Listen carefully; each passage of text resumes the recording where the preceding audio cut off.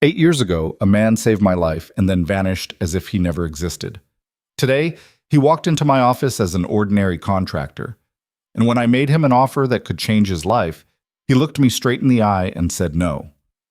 No one has ever refused Victoria Sterling, but Daniel Hayes is no ordinary man.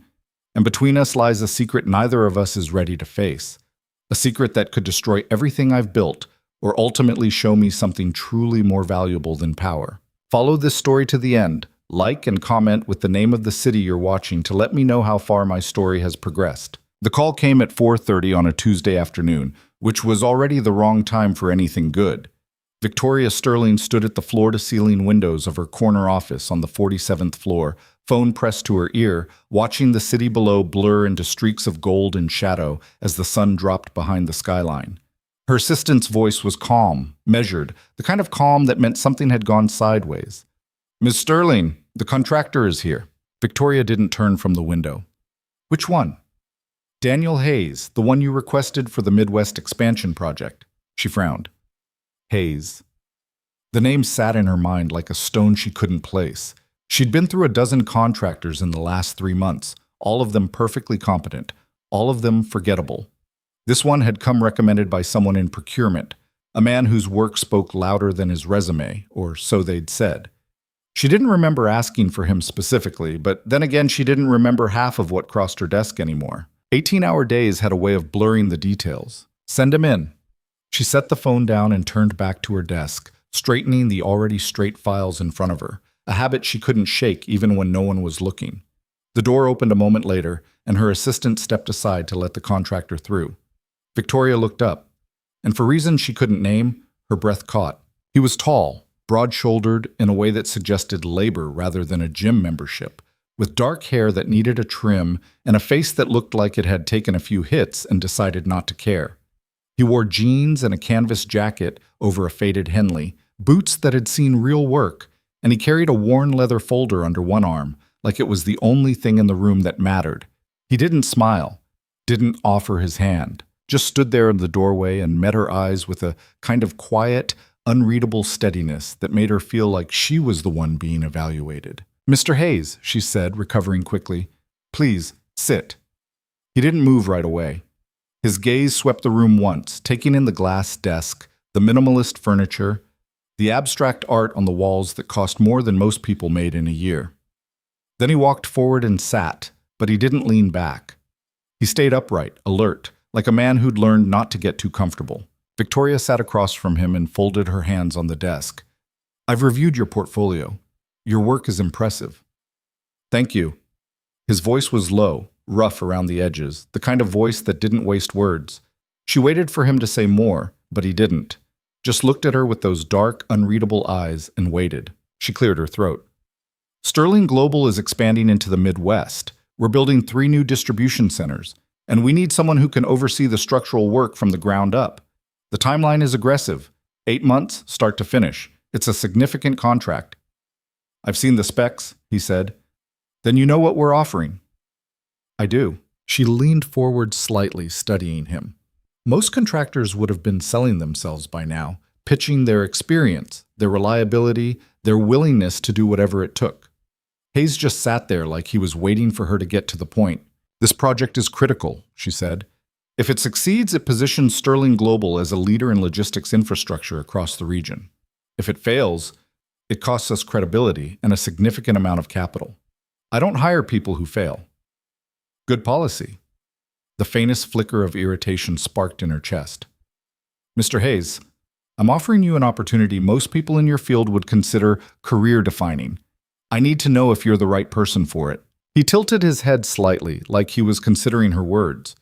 Then he said, "What makes you think I want it?" Victoria blinked.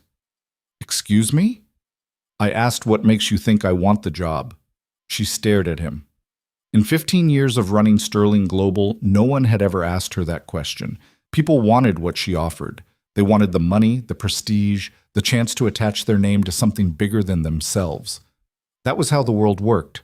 "You're here," she said carefully. "That suggests interest." "I'm here because your people called me," Hayes said. "Doesn't mean I'm interested." The irritation sharpened into something closer to disbelief. "Then why did you agree to this meeting?" Curiosity. Curiosity. Wanted to see what kind of person builds an empire and then hires strangers to hold it up. Her jaw tightened. She wasn't used to being spoken to like this. Not in her own office. Not by someone she was offering $500,000. But there was something in the way he said it. Something that wasn't quite mockery. Not quite challenge. More like a test. "And what did you decide?" she asked, her voice cooler now. He looked at her for a long moment, and she had the strangest sense that he was seeing something she didn't want him to see. Something she kept locked down tight. "That you're good at what you do," he said finally, "but you don't know the difference between opportunity and ownership." Victoria felt her spine stiffen. "I'm not sure I follow." "You think offering someone money means they owe you something," Hayes said, "like it's a trade, your dollars for their loyalty. But loyalty doesn't work that way. You can't buy it. You earn it." She didn't realize she'd stood until she was halfway around the desk, her hands braced against the edge. "Mr. Hayes, I don't know what you think this meeting is, but let me be very clear.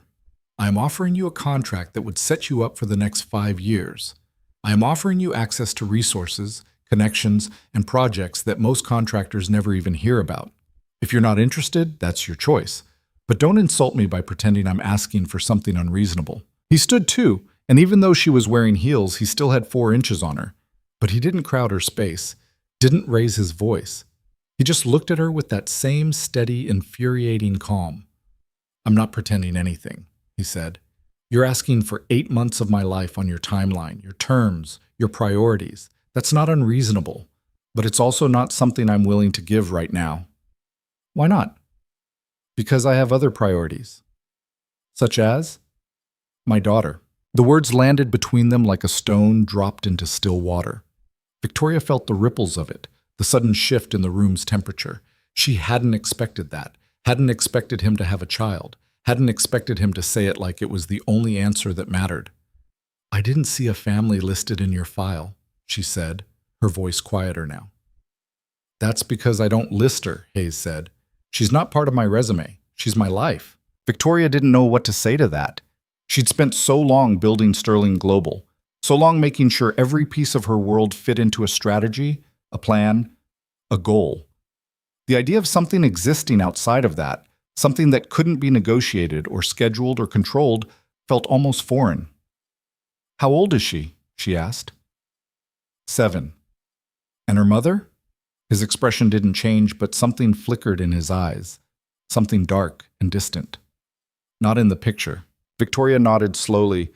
She wanted to ask more, wanted to know why a man with a daughter would turn down this kind of money, this kind of opportunity. But something in the way he stood there, guarded and unshakable, told her he wouldn't answer. Not to her, not now. "I respect your priorities," she said finally. "But I hope you understand this offer won't be open indefinitely." "I understand." "Then I suppose we're done here." Hayes picked up his folder and turned toward the door. But halfway there, he stopped and looked back at her. "For what it's worth," he said, "you didn't need to sell me on the job. Your reputation did that already. But reputation isn't the same as trust, and I don't work for people I don't trust." Then he walked out, and the door clicked shut behind him, and Victoria was left standing in the middle of her immaculate office, staring at the space where he'd been. She sat down slowly, her hands still trembling with something she couldn't name. Anger, maybe, or confusion, or something else entirely. She picked up her phone and called her assistant. "Get me everything we have on Daniel Hayes," she said. "Employment history, references, background, everything." "Of course, Ms. Sterling. Is there a problem?" Victoria looked at the closed door, her mind still turning over his words. The way he'd looked at her like he could see straight through the armor she'd spent years building. "No," she said quietly. "No problem. Just curious." She hung up and leaned back in her chair, her gaze drifting to the windows, to the city stretched out below her like a grid of light and shadow. Somewhere out there, Daniel Hayes was walking back to whatever life he'd built, to the daughter he'd chosen over $500,000. And for the first time in longer than she could remember, Victoria Sterling felt unsettled. Daniel Hayes stepped out of the Sterling Global building and into the chaos of rush hour, the noise of the city hitting him like a wall. Horns blaring, engines growling, people shouting into phones as they pushed past each other on the crowded sidewalk. He kept his head down and his hands in his pockets, moving through it all like a man who'd learned how to be invisible. He didn't look back at the building, didn't need to. He could still feel her eyes on him, sharp and searching, like she was trying to figure out a puzzle she didn't know she was solving. Victoria Sterling. The woman whose face had been on the cover of business magazines, whose name showed up in articles about innovation and ruthlessness in equal measure. She was exactly what he'd expected. Brilliant, controlled, used to getting what she wanted. But there'd been something else too. Something in the way she'd looked at him when he'd mentioned Sophie, like the idea of a life outside of work was almost incomprehensible to her. He'd met people like that before. People who built walls so high they forgot what it felt like to stand on the other side. He pushed the thought away and kept walking. The subway was packed, but he found a spot near the back of the car and leaned against the pole, watching the stations blur past. 40 minutes later, he was climbing the stairs to street level in a neighborhood that looked nothing like the one he'd just left. No glass towers here, no polished sidewalks, just row houses with peeling paint, corner stores with bars on the windows, and a park where kids played basketball under a chain-link fence that had seen better days. Home. He walked 3 blocks to a narrow brick building with a faded green awning and took the stairs to the second floor. The door was unlocked, which meant Sophie was already inside. He pushed it open and stepped into the small, cluttered living room, the smell of something burning hitting him immediately. "Sophie? In here!" He followed the smoke to the kitchen, where his daughter stood on a stool in front of the stove, poking at something in a pan with a wooden spoon. Her dark hair was tied back in a messy ponytail, and she wore an oversized t-shirt that hung down to her knees. She looked up at him with wide, guilty eyes. "I was making dinner," she said. Daniel crossed the kitchen in 2 strides and turned off the burner, peering into the pan at what might have once been scrambled eggs but now looked closer to charcoal. "You were making something," he said. "I wanted to help." He looked down at her, at the earnest, hopeful expression on her face, and felt the tension in his chest loosen slightly. "I appreciate that, kiddo, but maybe next time, wait for me to get home first, yeah? You were gone a long time." "I know. I'm sorry." He lifted her off the stool and set her down on the floor, then opened the window to let the smoke out. Sophie hovered near his elbow, watching him with the kind of focus she usually reserved for cartoons. "Where'd you go?" she asked. "Meeting." "For work?" "Sort of." "Did you get the job?" He glanced at her, surprised. "What makes you think it was about a job?" She shrugged.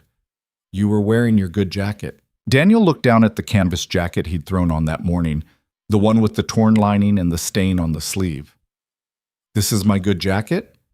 "It's the one you wear when you want people to think you care." He laughed, short and unexpected, and ruffled her hair. "You're too smart for your own good, you know that? That's what Mrs. Patterson says." Mrs. Patterson was the neighbor who watched Sophie after school when Daniel couldn't be home. She was 72, hard of hearing, and had a habit of feeding Sophie cookies before dinner, but she was reliable, and she didn't ask questions Daniel didn't want to answer. "Well, Mrs. Patterson's right," Daniel said. He tossed the ruined eggs into the trash and opened the fridge, scanning the mostly empty shelves. "How do you feel about mac and cheese? The good kind or the box kind? What do you think?" Sophie grinned. "Box kind." "Damn right." He set a pot of water on the stove and pulled out the box of pasta, and Sophie climbed onto the counter to watch him work, swinging her legs and humming something off-key. For a while, neither of them said anything, just the sound of water starting to boil and the faint noise of the city outside the window. "Dad?" Sophie said after a while. "Yeah?" "Are we poor?" Daniel's hand stilled on the box. He looked at her, at the question in her eyes that was too big for a 7-year-old to be asking. "Why would you ask that?" "Emma at school said her mom said we probably don't have a lot of money because we live in a small apartment and you don't have a fancy job." Daniel felt a flicker of anger, not at Sophie, but at whoever the hell Emma's mom was, and the fact that kids repeated things they didn't understand. He set the box down and turned to face his daughter fully. "We're not poor," he said. "We have everything we need. But we don't have everything we want." "Nobody does, Soph. Not really." She frowned, thinking about that. "Emma's mom drives a really nice car. Good for her." "Don't you want a nice car?" I want you to be safe and happy, Daniel said. That's what I want. Everything else is just noise. Sophie considered this, her small face serious. Then she nodded, like she'd decided to believe him. Okay. Okay. He poured the pasta into the boiling water and stirred it, and Sophie went back to humming, and the moment passed. But the question stayed with him, sitting heavy in the back of his mind. He thought about Victoria Sterling's office, about the kind of money she'd offered, the kind of life it could buy. A bigger apartment, a car that didn't break down every other month, maybe even a savings account that didn't make him wince every time he checked it. But he also thought about the look in her eyes when she'd talked about the project, the way she'd leaned forward like she was already 3 steps ahead, already planning, already calculating. She didn't see him as a person. She saw him as a piece on a board, something to be moved and used and discarded when it stopped being useful. He'd lived that life before.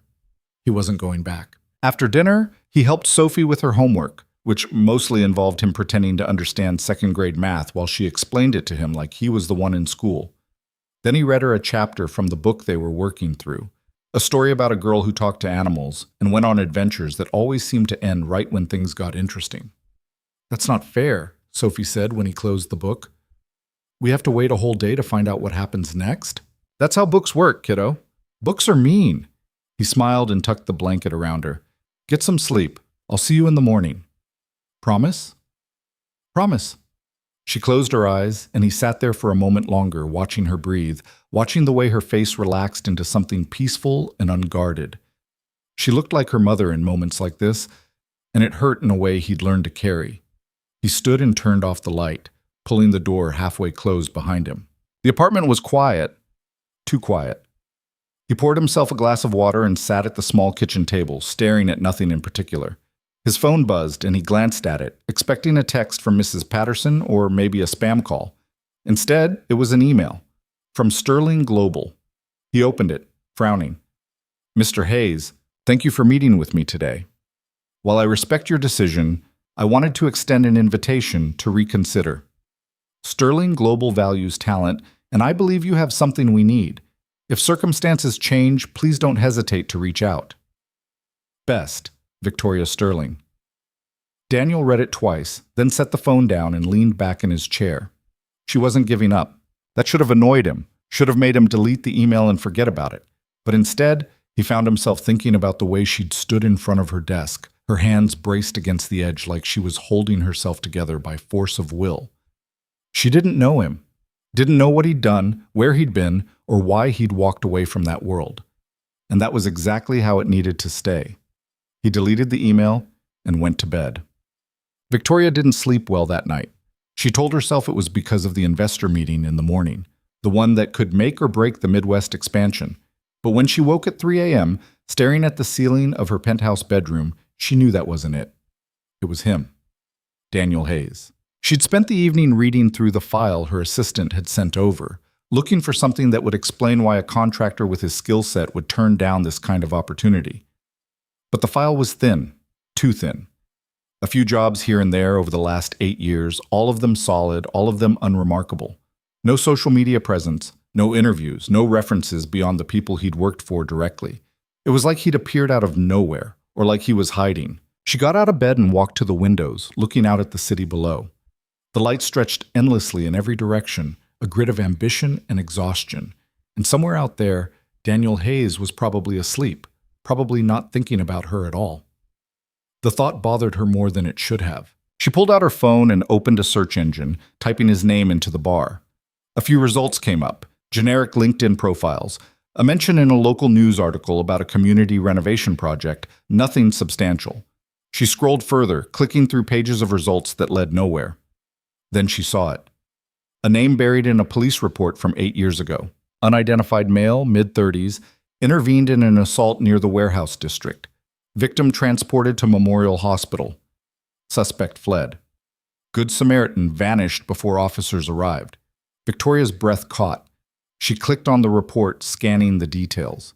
The victim's name had been redacted, but the date was there. March 14th, 8 years ago. The night she'd almost died. Her hand started to shake. She remembered pieces of it, flashes really. The alley. The man with the knife. The way her ribs had screamed when he'd shoved her against the wall. The sound of her own voice, begging, pleading, and then nothing. She'd woken up in the hospital with a concussion, 3 broken ribs, and a memory full of holes. The police had told her someone had intervened, someone who'd scared off her attacker, and stayed with her until the ambulance arrived. But by the time officers got there, he was gone. No name, no description, just a ghost. She'd spent months trying to find him, trying to piece together who he was, what he'd looked like, why he'd saved her and then disappeared. But the trail had gone cold, and eventually she'd had to let it go. But now she was looking at Daniel Hayes' face, and something in her chest was screaming that it was him. She didn't have proof, didn't have anything except a gut feeling, and a police report that mentioned an unidentified man. But the timing was right. The location was right, and the way he'd looked at her in her office like he knew something she didn't. That was right too. Victoria sat down on the edge of her bed, her phone still clutched in her hand, her mind racing. If it was him, if Daniel Hayes was the man who'd saved her life, why hadn't he said anything? Why had he walked away? And why, after 8 years, had he come back? She didn't have answers, but she was damn sure going to find them. The next morning, Daniel was halfway through replacing the drywall in a client's kitchen when his phone rang. He ignored it the first time, focusing on getting the seam right, but when it rang again 30 seconds later, he sighed and pulled off his gloves. Unknown number. He almost didn't answer, but something made him hit the green button and press the phone to his ear. Yeah? Mr. Hayes, this is Carolyn Trent. I'm the head of procurement at Sterling Global. Daniel frowned. I already talked to Ms. Sterling. I know. She asked me to reach out. Why? There was a pause on the other end, and he could hear the sound of papers shuffling. She'd like to meet with you again. Today, if possible. I'm working. She's willing to work around your schedule. I'm not interested. Mr. Hayes? I was clear yesterday, Daniel said, his voice steady but firm. I'm not taking the job. I appreciate the offer, but the answer's no. She's not asking about the job. That stopped him. Then what's she asking about? Another pause, longer this time. I don't know, she didn't say, but she was insistent.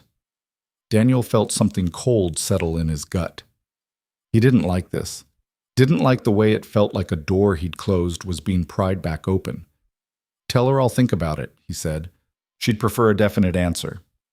That's the best I've got. He hung up before Carolyn could argue and stared at the phone in his hand, his mind already running through possibilities, none of them good. Victoria Sterling wanted to see him again, and she wasn't asking about work, which meant she knew something, or thought she did. Daniel shoved the phone back in his pocket and picked up his tools, but his hands weren't steady anymore. He'd been careful. He'd covered his tracks, kept his head down, built a life that didn't draw attention. But careful didn't mean invisible. And if Victoria Sterling was digging, if she'd figured out who he really was, then everything he'd worked for, everything he'd built to keep Sophie safe, was about to come crashing down. And there wasn't a damn thing he could do to stop it. 3 days passed before Victoria made her next move, and Daniel spent every one of them looking over his shoulder. He told himself he was being paranoid, told himself that a CEO of a billion-dollar company had better things to do than chase down a contractor who'd turned her down. But the feeling didn't go away. It sat in his chest like a weight, heavy and insistent. The kind of weight that came from years of knowing when something was about to go wrong. On Thursday afternoon, he was finishing up a job in Brooklyn when his phone buzzed. He pulled it out, expecting another call from Carolyn Trent or maybe a text from Mrs. Patterson about Sophie. Instead, it was a message from a number he didn't recognize. We need to talk. Meet me at Riverside Park, North Entrance, 6 p.m. Come alone. No name, no signature. Just the message and a location. Daniel stared at it for a long moment, his jaw tightening. He could ignore it, could delete the message, and pretend he'd never seen it. But whoever sent it knew his number, knew where to find him, and that meant ignoring it wouldn't make the problem go away. He typed back, "Who is this?"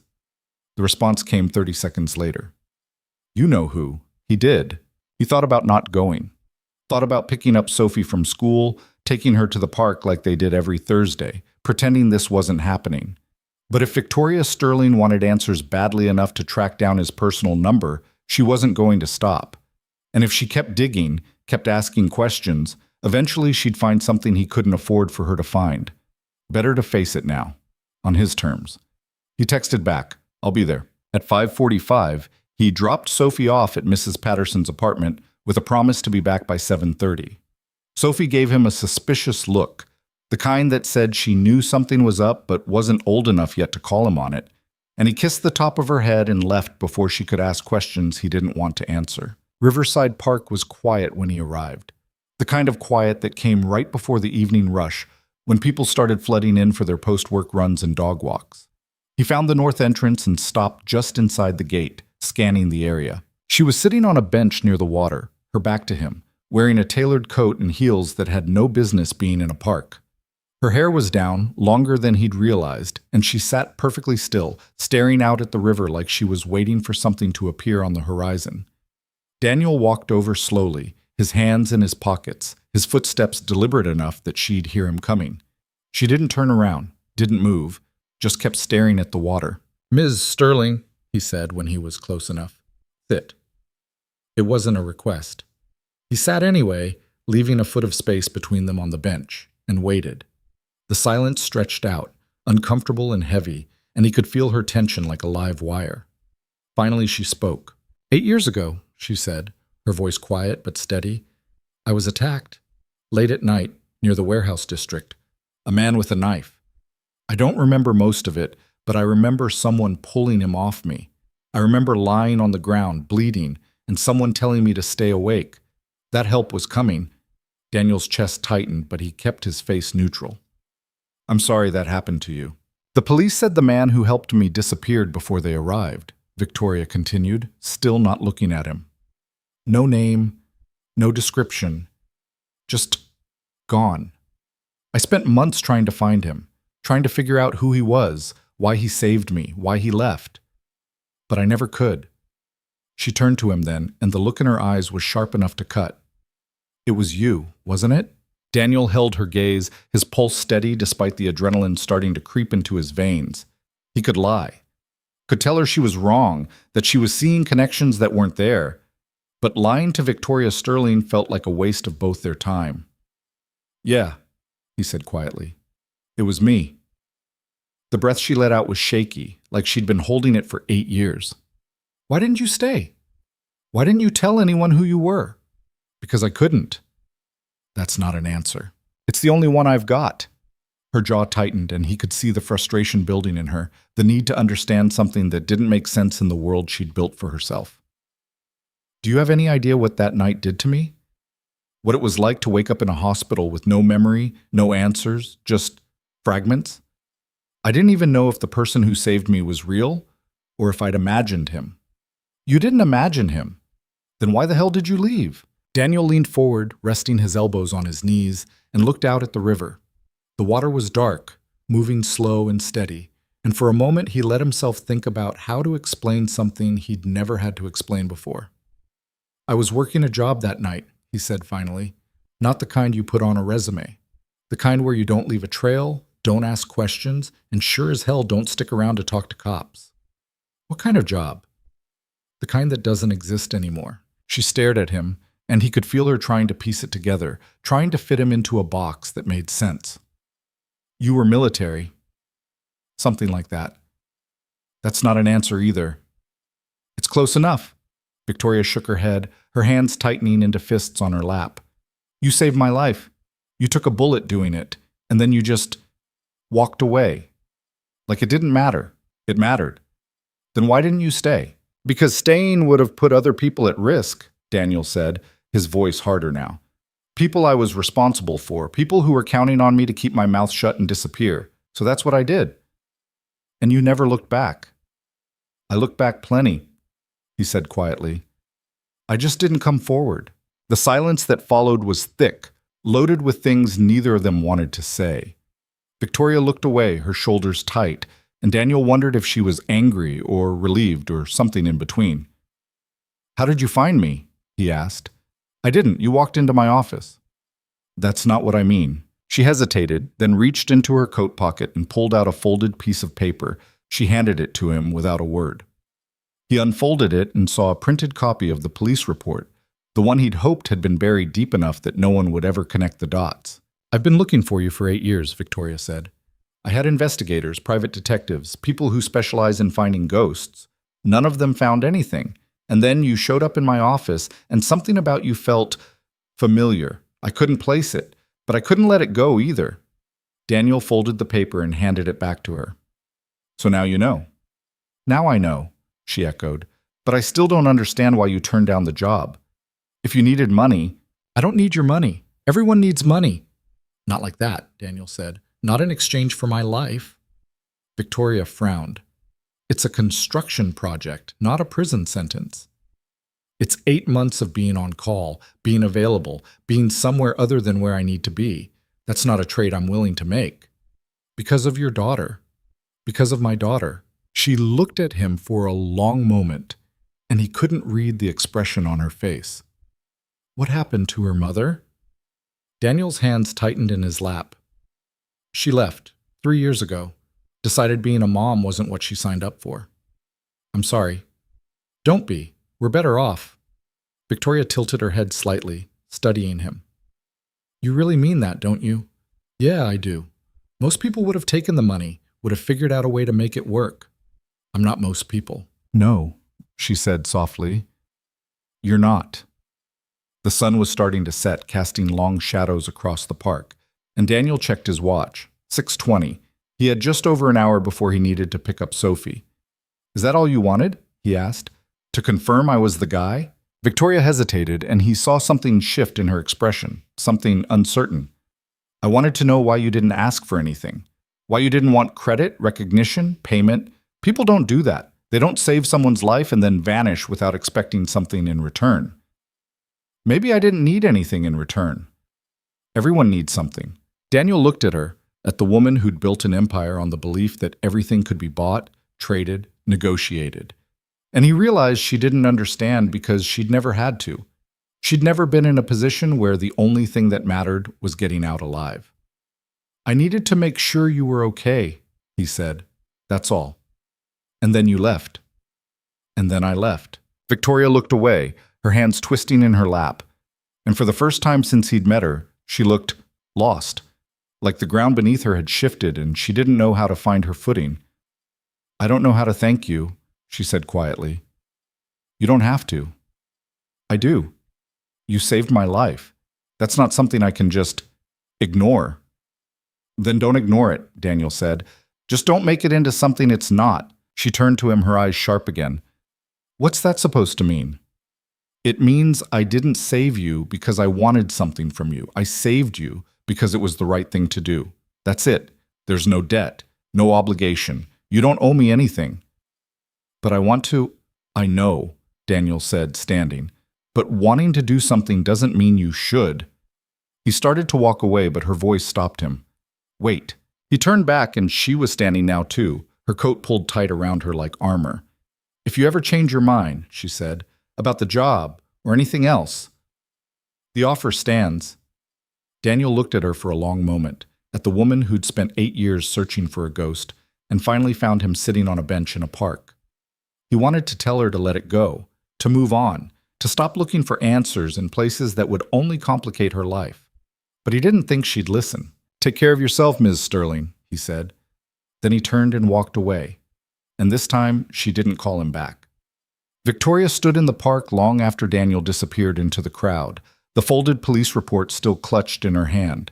She felt like she'd been holding her breath for 8 years, and had just now remembered how to exhale. He was real. The man who'd saved her, the man she'd spent countless hours and thousands of dollars trying to find, was real. And he'd been sitting in her office 3 days ago, turning down $500,000 like it was pocket change. She didn't know whether to laugh or scream. Her phone buzzed, and she pulled it out to see a message from her assistant. "Investor meeting moved to tomorrow, 9 a.m. Confirming your attendance." Victoria stared at the screen, the words blurring slightly. The meeting, the expansion, the company. All the things that had consumed her life for the last 15 years. All the things she'd built and fought for and protected. And yet, standing here in the fading light, none of it felt as important as the conversation she'd just had.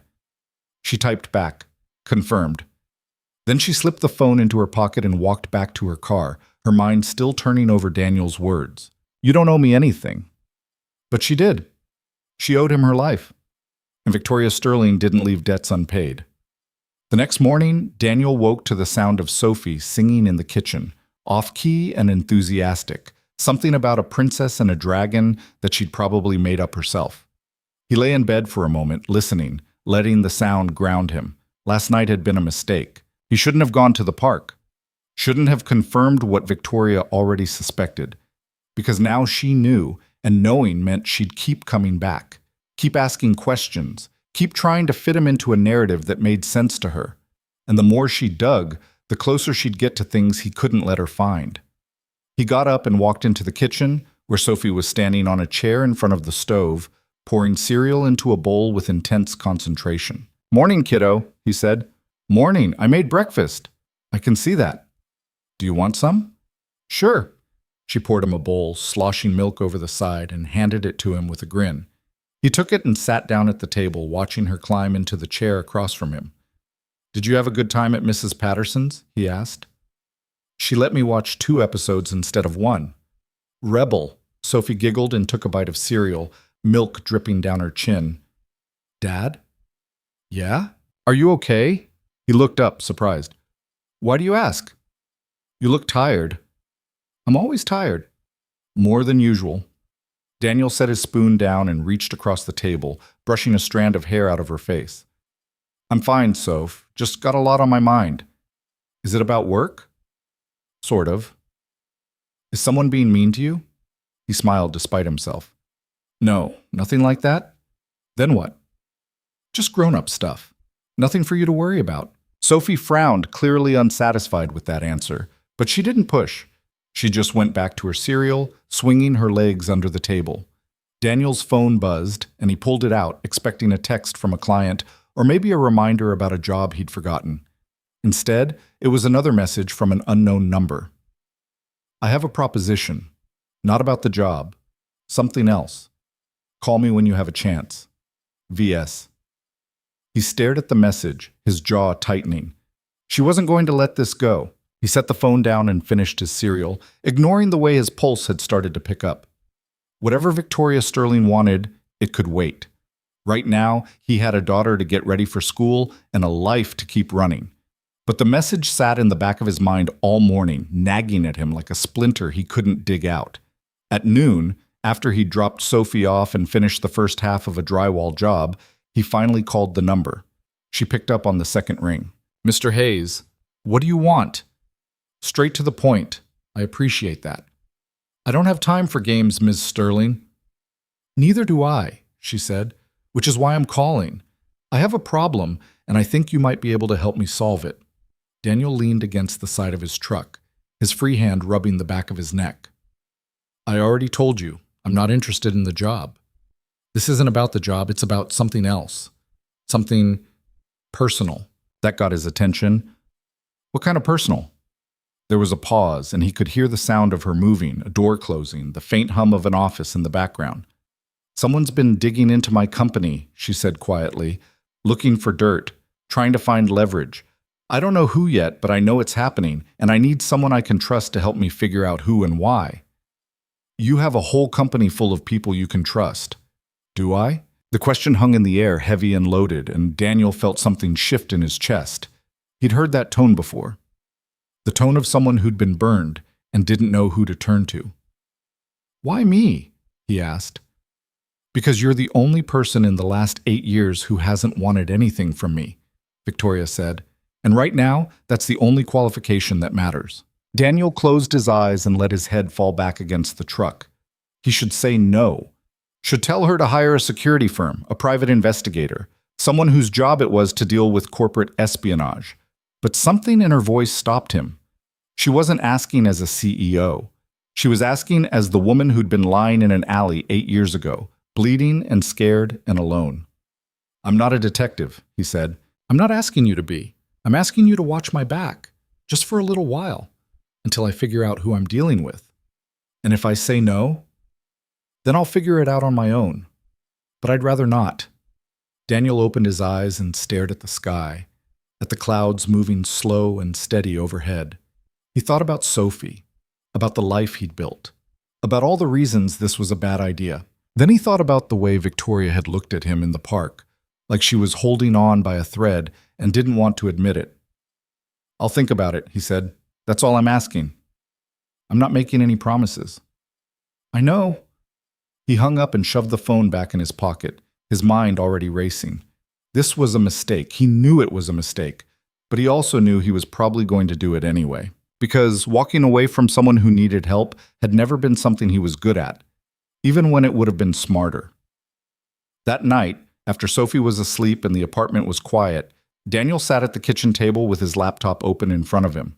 He hadn't touched it in weeks, maybe months, but the muscle memory came back fast. A few keystrokes, a few passwords he'd sworn he'd never use again, and he was in. The internet was a different place when you knew where to look. He started with Sterling Global, pulling up financial records, board meeting notes, internal memos that were supposed to be private but weren't if you knew how to bypass a firewall. Most of it was boring: quarterly earnings, expansion plans, the usual corporate noise. But buried in the noise were a few things that stood out. A pattern of small data breaches over the last 6 months. Nothing catastrophic, nothing that would raise alarms, but consistent enough to suggest someone was looking for something specific. A series of encrypted emails between Victoria and her CFO, flagged by an internal security audit as potentially compromised, and a name that kept showing up in the margins, always just out of focus, always connected to people who had access but no clear reason to be involved. Marcus Rain. Daniel pulled up a separate search and started digging. Marcus Rain was Victoria's second-in-command, her right hand, the man who'd been with Sterling Global since the beginning.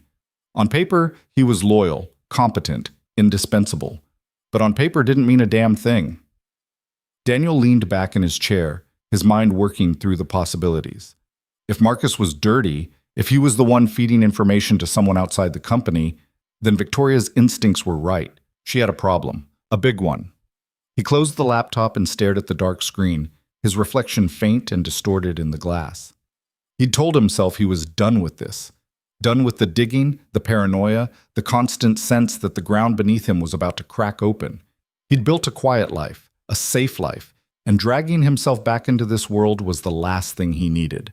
But Victoria Sterling had asked for help, and Daniel Hayes had never been good at saying no to people who needed him, even when he should have been. The next morning, he called her back. "I'm in," he said when she picked up. "But we do this my way, no questions, no interference, and the second I think it's putting my daughter at risk, I'm out. Understood?" "Understood," Victoria said, and he could hear the relief in her voice, faint but unmistakable. "Good. Meet me tonight. Same place as before. 7 o'clock. I'll be there." Daniel hung up and looked at the phone in his hand, at the choice he'd just made, the line he'd just crossed. He hoped like hell he wouldn't regret it.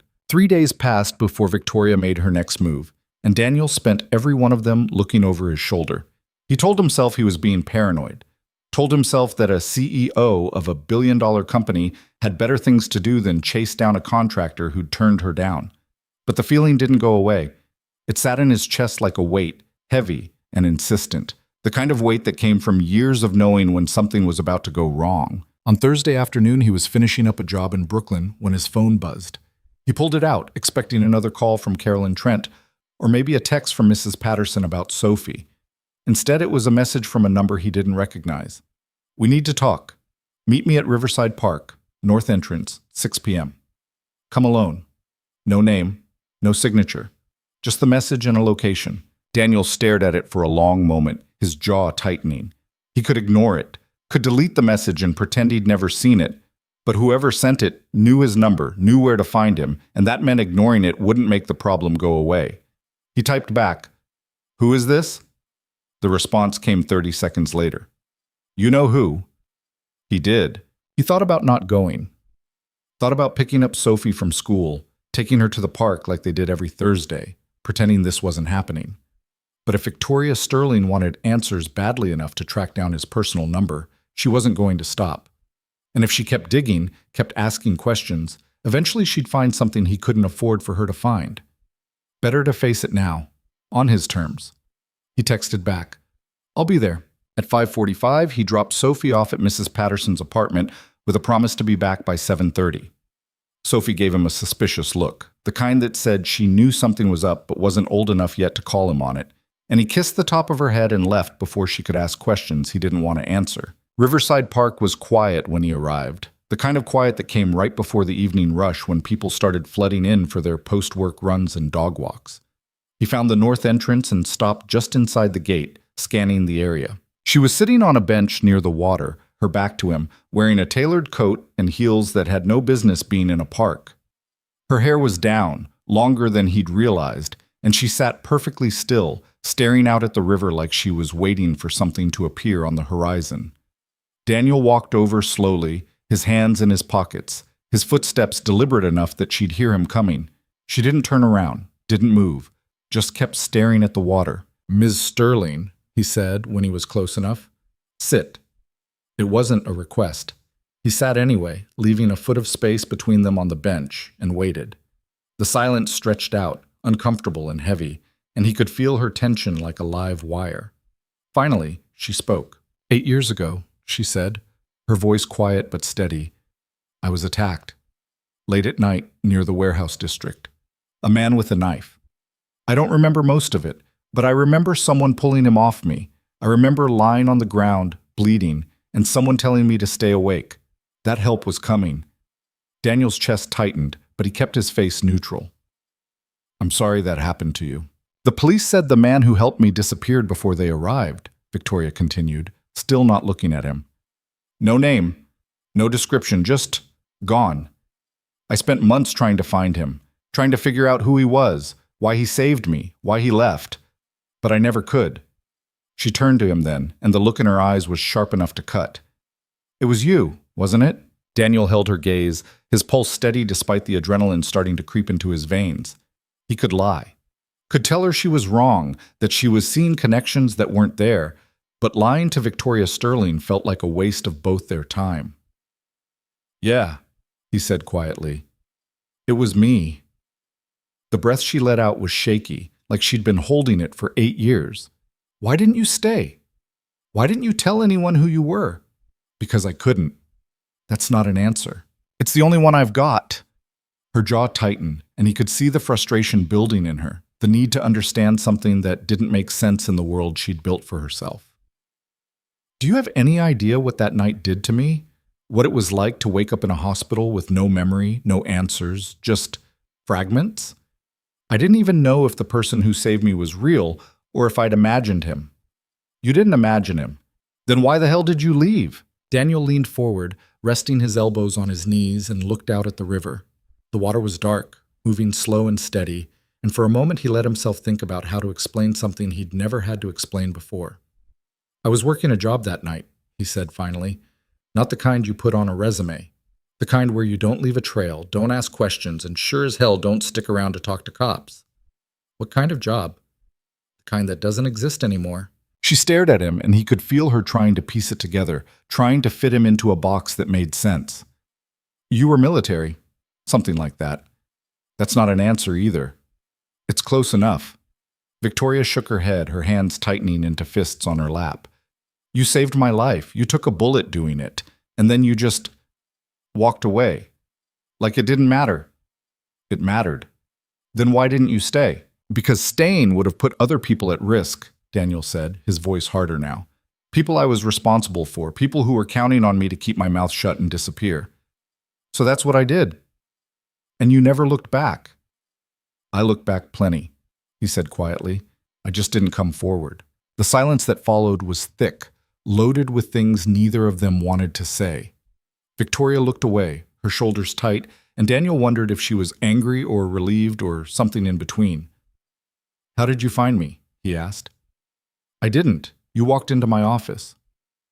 "That's not what I mean." She hesitated, then reached into her coat pocket and pulled out a folded piece of paper. She handed it to him without a word. He unfolded it and saw a printed copy of the police report, the one he'd hoped had been buried deep enough that no one would ever connect the dots. "I've been looking for you for 8 years, Victoria said. "I had investigators, private detectives, people who specialize in finding ghosts. None of them found anything. And then you showed up in my office, and something about you felt familiar. I couldn't place it, but I couldn't let it go either. Daniel folded the paper and handed it back to her. So now you know. Now I know, she echoed. But I still don't understand why you turned down the job. If you needed money, I don't need your money. Everyone needs money. Not like that, Daniel said. Not in exchange for my life. Victoria frowned. It's a construction project, not a prison sentence. It's 8 months of being on call, being available, being somewhere other than where I need to be. That's not a trade I'm willing to make. Because of your daughter. Because of my daughter. She looked at him for a long moment, and he couldn't read the expression on her face. What happened to her mother? Daniel's hands tightened in his lap. She left 3 years ago. Decided being a mom wasn't what she signed up for. I'm sorry. Don't be. We're better off. Victoria tilted her head slightly, studying him. You really mean that, don't you? Yeah, I do. Most people would have taken the money, would have figured out a way to make it work. I'm not most people. No, she said softly. You're not. The sun was starting to set, casting long shadows across the park, and Daniel checked his watch. 6:20. He had just over an hour before he needed to pick up Sophie. Is that all you wanted? He asked. To confirm I was the guy? Victoria hesitated, and he saw something shift in her expression, something uncertain. I wanted to know why you didn't ask for anything. Why you didn't want credit, recognition, payment. People don't do that. They don't save someone's life and then vanish without expecting something in return. Maybe I didn't need anything in return.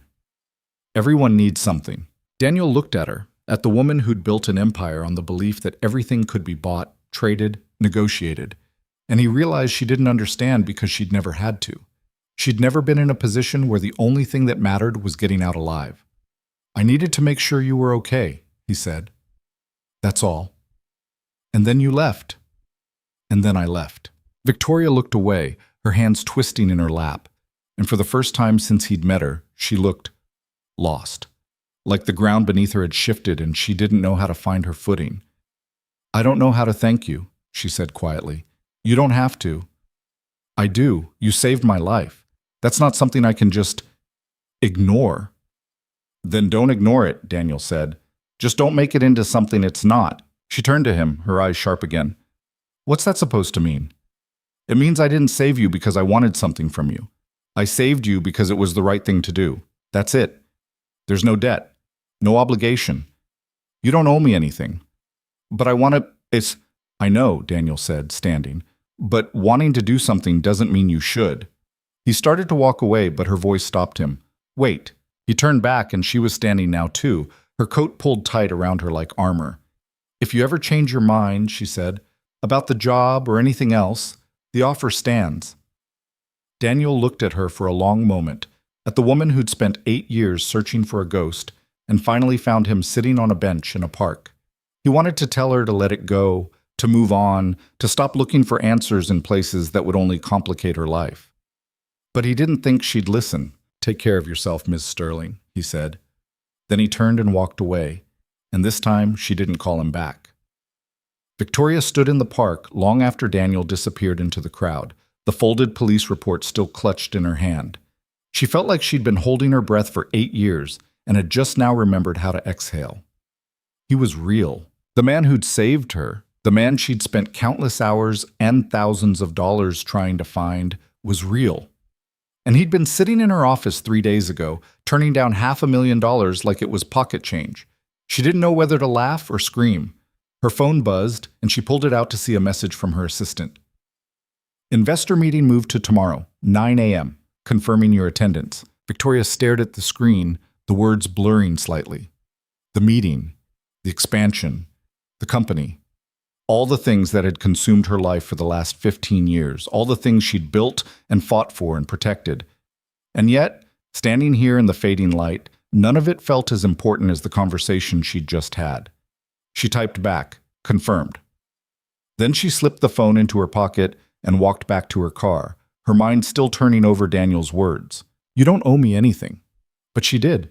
She owed him her life, and Victoria Sterling didn't leave debts unpaid. The next morning, Daniel woke to the sound of Sophie singing in the kitchen, off-key and enthusiastic, something about a princess and a dragon that she'd probably made up herself. He lay in bed for a moment, listening, letting the sound ground him. Last night had been a mistake. He shouldn't have gone to the park, shouldn't have confirmed what Victoria already suspected. Because now she knew, and knowing meant she'd keep coming back, keep asking questions, keep trying to fit him into a narrative that made sense to her. And the more she dug, the closer she'd get to things he couldn't let her find. He got up and walked into the kitchen, where Sophie was standing on a chair in front of the stove, pouring cereal into a bowl with intense concentration. "Morning, kiddo," he said. "Morning. I made breakfast. I can see that. Do you want some?" "Sure." She poured him a bowl, sloshing milk over the side, and handed it to him with a grin. He took it and sat down at the table, watching her climb into the chair across from him. "Did you have a good time at Mrs. Patterson's?" he asked. "She let me watch 2 episodes instead of 1. Rebel." Sophie giggled and took a bite of cereal, milk dripping down her chin. "Dad?" "Yeah? Are you okay?" He looked up, surprised. "Why do you ask?" "You look tired." "I'm always tired. More than usual." Daniel set his spoon down and reached across the table, brushing a strand of hair out of her face. "I'm fine, Soph. Just got a lot on my mind." "Is it about work?" "Sort of." "Is someone being mean to you?" He smiled despite himself. "No, nothing like that." "Then what?" "Just grown-up stuff. Nothing for you to worry about." Sophie frowned, clearly unsatisfied with that answer, but she didn't push. She just went back to her cereal, swinging her legs under the table. Daniel's phone buzzed, and he pulled it out, expecting a text from a client, or maybe a reminder about a job he'd forgotten. Instead, it was another message from an unknown number. "I have a proposition. Not about the job. Something else. Call me when you have a chance. VS." He stared at the message, his jaw tightening. She wasn't going to let this go. He set the phone down and finished his cereal, ignoring the way his pulse had started to pick up. Whatever Victoria Sterling wanted, it could wait. Right now he had a daughter to get ready for school and a life to keep running. But the message sat in the back of his mind all morning, nagging at him like a splinter he couldn't dig out.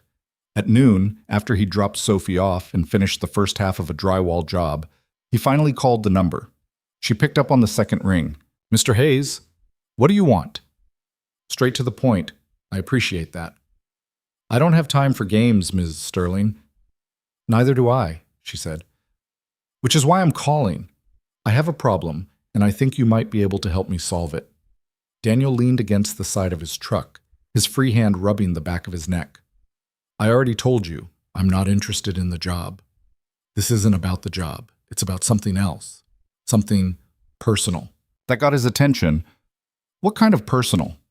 There was a pause, and he could hear the sound of her moving, a door closing, the faint hum of an office in the background.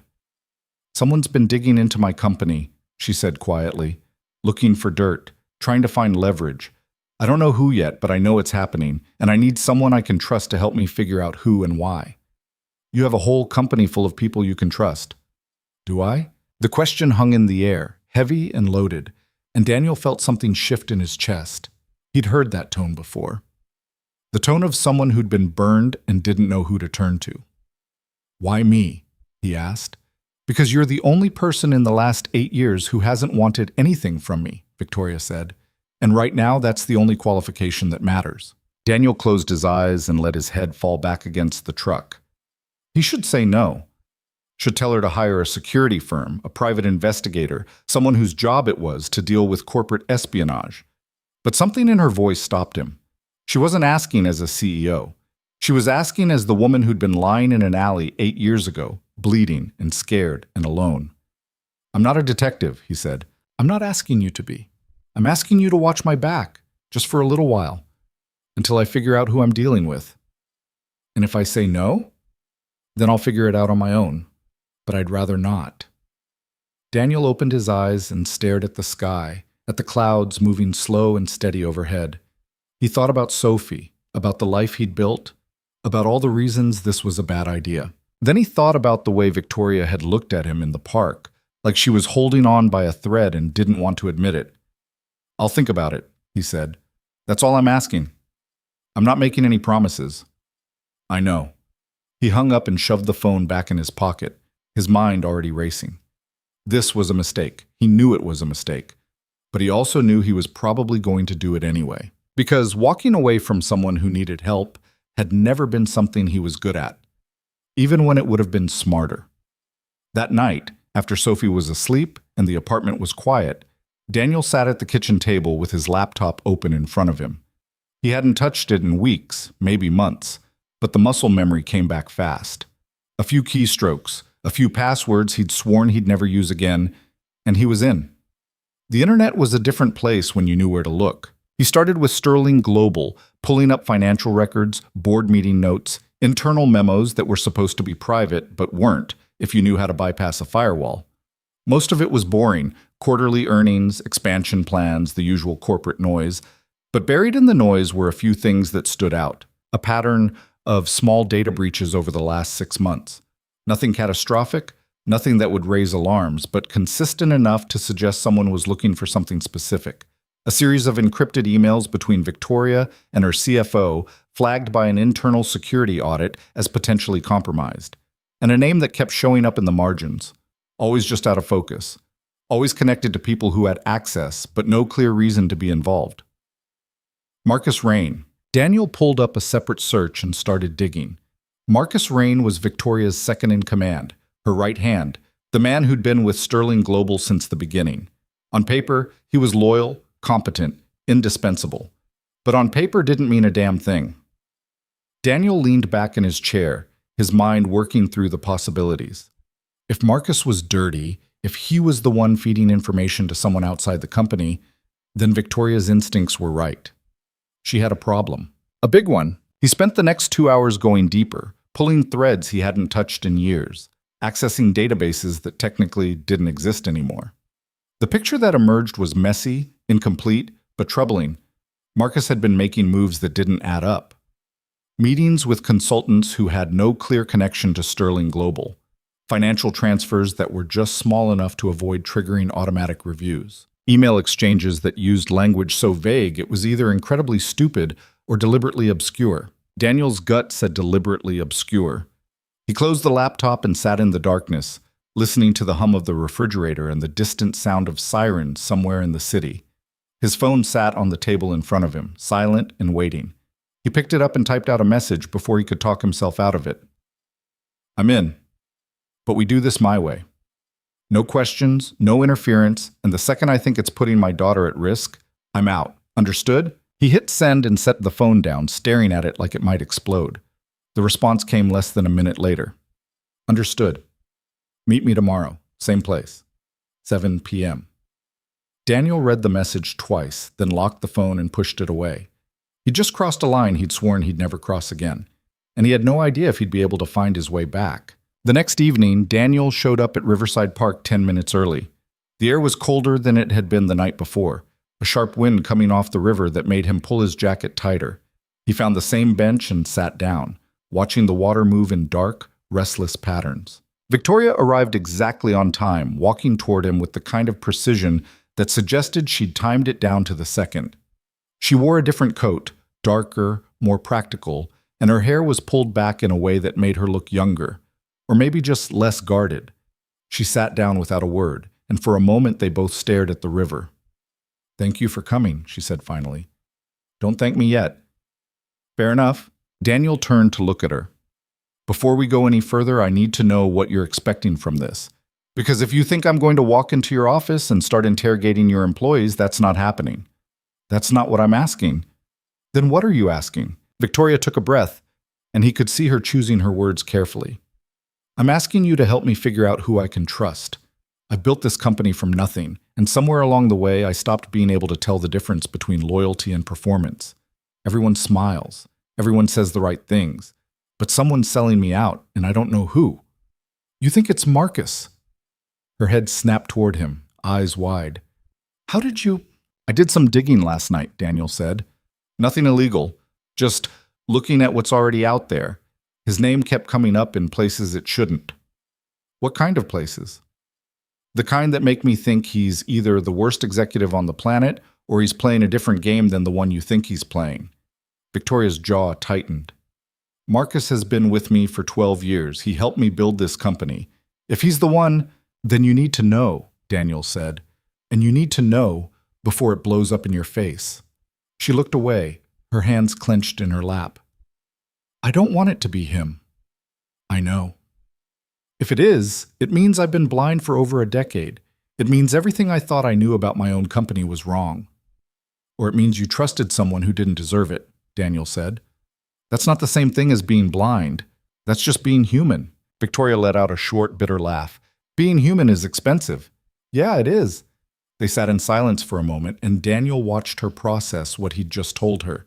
He could see the wheels turning, the CEO in her already running through scenarios, calculating risks, planning next moves. What do you need from me? She asked. Access to your building, your systems, your meetings. I need to be able to move around without raising suspicion. That's going to be difficult. People will ask questions.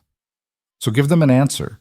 Tell them you're bringing in a consultant, an outside contractor to review security protocols, something boring enough that no one cares. Victoria considered this. That could work, but it means you'll have to actually show up, be present, visible. I can do that, as long as it's on my schedule. Your daughter. My daughter, he confirmed. She nodded slowly. Okay, I'll set it up, but Daniel, what? If we do this, if we find out it's Marcus or someone else close to me, I need you to tell me, no matter how much it's going to hurt. Daniel looked at her, at the determination in her eyes mixed with something that looked a lot like fear. I will, he said. That's a promise. Good. She stood and he stood with her, and for a moment they just looked at each other. Two people who'd been strangers a week ago and were now standing on the edge of something neither of them fully understood. I'll have my assistant send you the details, Victoria said. You can start Monday. Monday works. She started to walk away, then stopped and turned back. Daniel? Yeah? I meant what I said. Thank you. He didn't know what to say to that, so he just nodded, and she walked away into the growing darkness. Daniel stayed on the bench for a while longer, watching the lights on the opposite shore flicker and blur. He thought about Marcus Rain, about corporate espionage, about the mess he was about to step into. But mostly, he thought about Sophie, and whether he'd just made a decision that would keep her safe or put her in more danger than he could handle. He didn't have an answer, and that scared him more than he wanted to admit. Over the weekend, Daniel kept his routine as normal as possible. Saturday morning, he took Sophie to the park, pushing her on the swings while she shrieked with laughter and demanded he push higher, higher, until he was convinced she was going to launch into orbit. They got ice cream afterward, even though it was too cold for it, and she complained about brain freeze while he pretended to be unsympathetic. You brought this on yourself, kiddo. But it hurts. That's what happens when you eat frozen things too fast. You're mean. I'm practical. She stuck her tongue out at him and he ruffled her hair, and for a little while everything felt normal. On Sunday, Mrs. Patterson watched Sophie while Daniel made a trip into the city. He told Sophie he had to check on a job site, which wasn't entirely a lie, but it also wasn't the whole truth. She accepted it with a shrug and went back to building something elaborate out of blocks that looked like it might collapse at any second. Daniel took the subway to Manhattan and walked to Sterling Global's headquarters, standing across the street and studying the building like he was planning a heist. 47 floors of glass and steel, security checkpoints at every entrance, cameras covering every angle. Getting in would be easy enough with the right credentials. Moving around unnoticed would be harder. He spent an hour walking the perimeter, noting entrances, exits, blind spots. Old habits. The kind that had kept him alive when alive wasn't a guarantee. His phone buzzed with a message from Victoria. You'll have a badge waiting for you at the front desk Monday morning. 8 a.m. Don't be late. He typed back, I'm never late. Her response came immediately. We'll see. Daniel allowed himself a small smile and headed back to the subway. Monday morning arrived cold and gray, the kind of morning that made you want to stay in bed and pretend the world didn't exist. Daniel got Sophie ready for school, made her breakfast, and walked her to the bus stop, same as always. You look fancy, Sophie said, eyeing the button-down shirt he'd put on under his jacket. I have a meeting. Is it important? Sort of. Are you nervous? He looked down at her, a the way she was studying him with those sharp, perceptive eyes that missed nothing. Why would I be nervous? Because you're wearing your fancy shirt and you combed your hair. I always comb my hair. Not like that. The bus pulled up and he kissed the top of her head. Have a good day, Soph. I'll see you this afternoon. Okay, don't mess up your meeting. I'll do my best. She climbed onto the bus and he waited until it pulled away before turning and heading toward the subway. Sterling Global's lobby was everything he expected and nothing he wanted. Polished marble floors, abstract sculptures that probably cost more than his yearly income, and a security desk staffed by 2 guards who looked like they took their jobs very seriously. Daniel walked up to the desk and gave his name. Daniel Hayes. I'm supposed to have a badge waiting. The guard checked his computer, clicked a few things, then nodded and handed over a temporary access card. You're cleared for floors 1 through 47. Ms. Sterling's office is on 47. Elevators are to your right. Thanks. Daniel clipped the badge to his shirt and headed for the elevators, very aware of the cameras tracking his movement.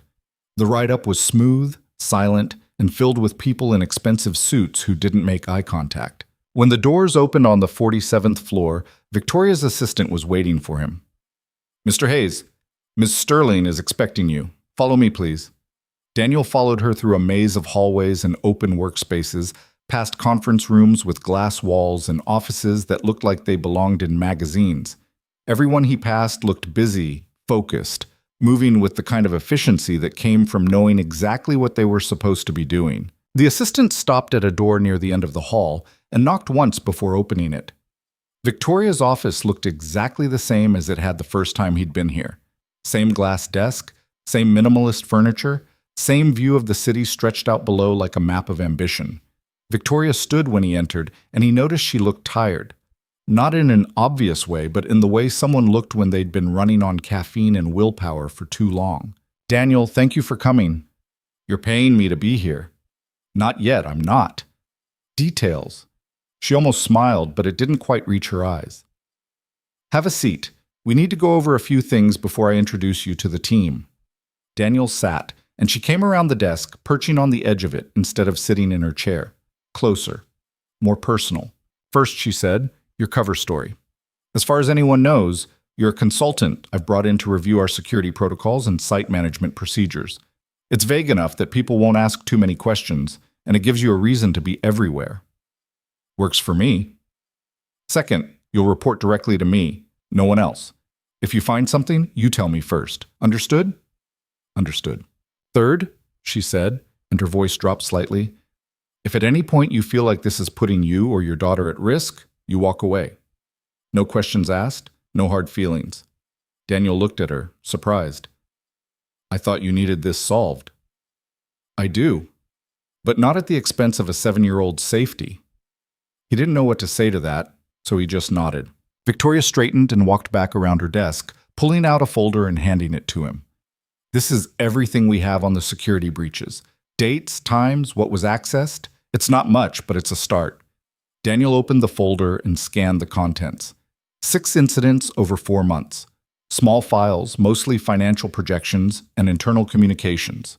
Nothing earth-shattering on its own, but together it painted a picture of someone building a case. Who had access to these files, he asked. About 30 people, executives, senior managers, IT staff. And Marcus is one of them.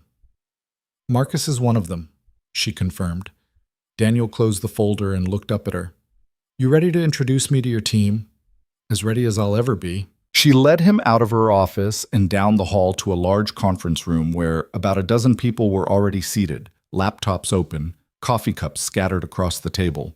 The conversation stopped the moment Victoria walked in, and Daniel felt every pair of eyes in the room land on him. Everyone, Victoria said, her voice cool and professional. This is Daniel Hayes. He's a consultant I've brought in to review our security and site management procedures. He'll be working closely with us over the next few weeks, so please extend him your full cooperation. A few nods, a few murmured greetings, and one man at the far end of the table who stood and walked over with his hand extended. Marcus Rain, he said, his smile warm and genuine. Victoria's told me a lot about you.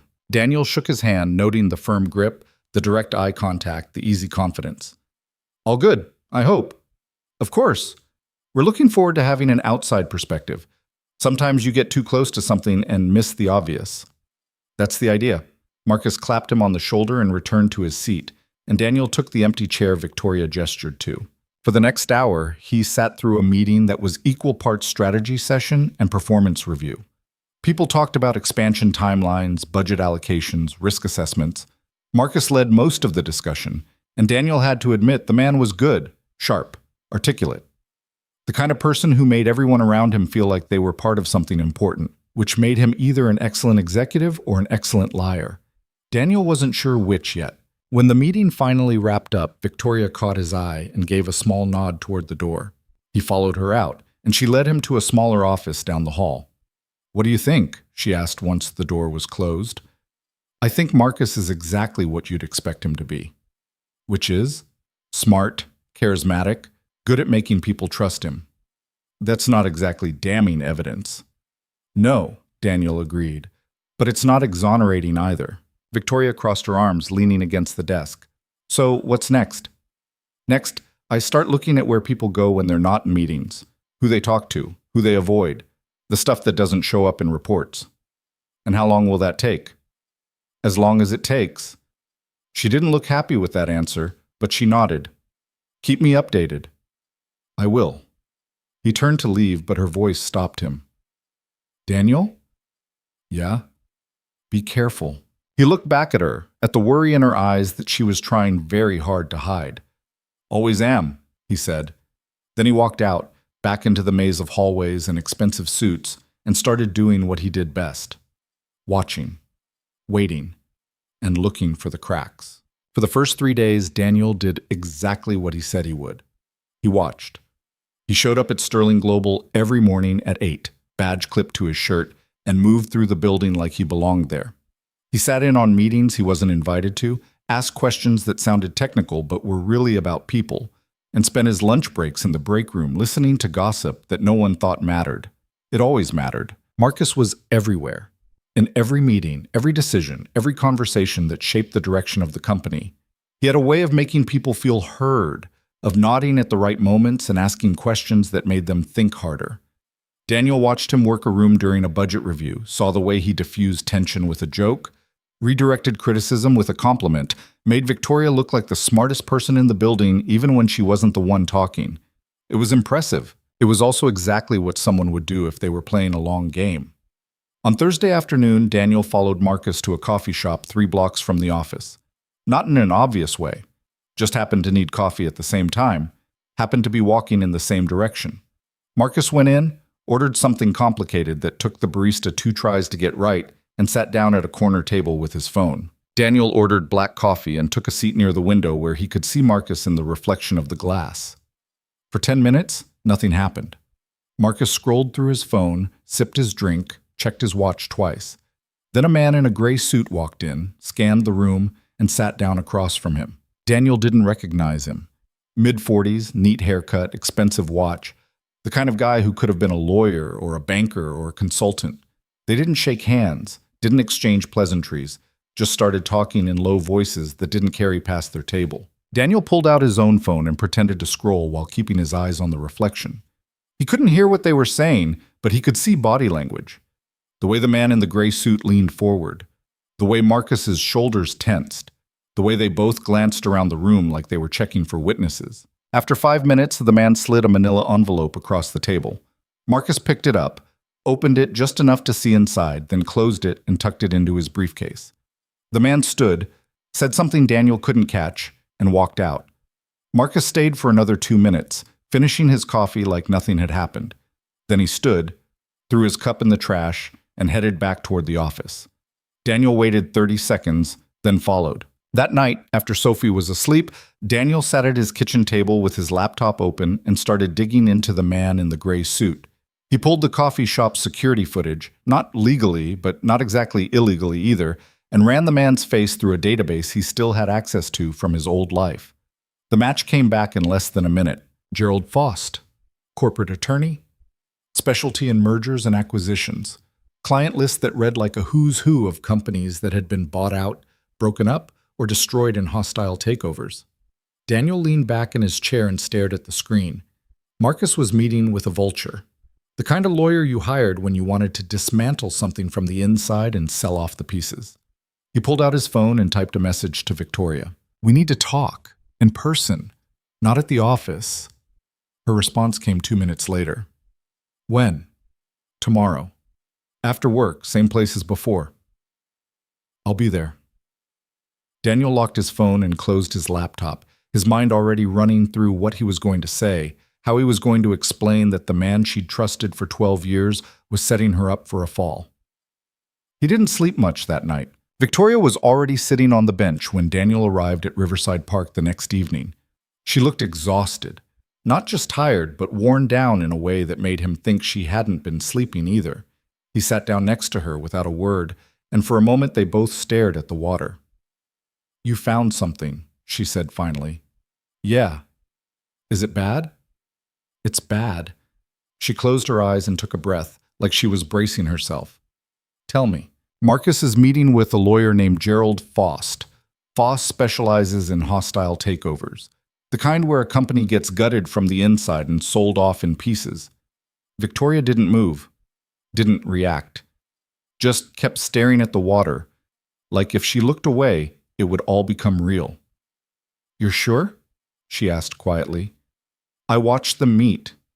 Saw Faust hand Marcus an envelope. I pulled Faust's client history. This is what he does, Victoria. He helps people destroy companies for profit. That doesn't mean Marcus is working with him." "No, but it means Marcus is talking to him. And unless you hired Faust yourself, that's not a conversation he should be having." Victoria's hands clenched into fists on her lap. "Maybe there's an explanation. Maybe Marcus is looking into acquisition opportunities. We've talked about expanding through mergers." "Have you talked about it with Gerald Faust?" She didn't answer. Daniel let the silence sit for a moment, then leaned forward, resting his elbows on his knees.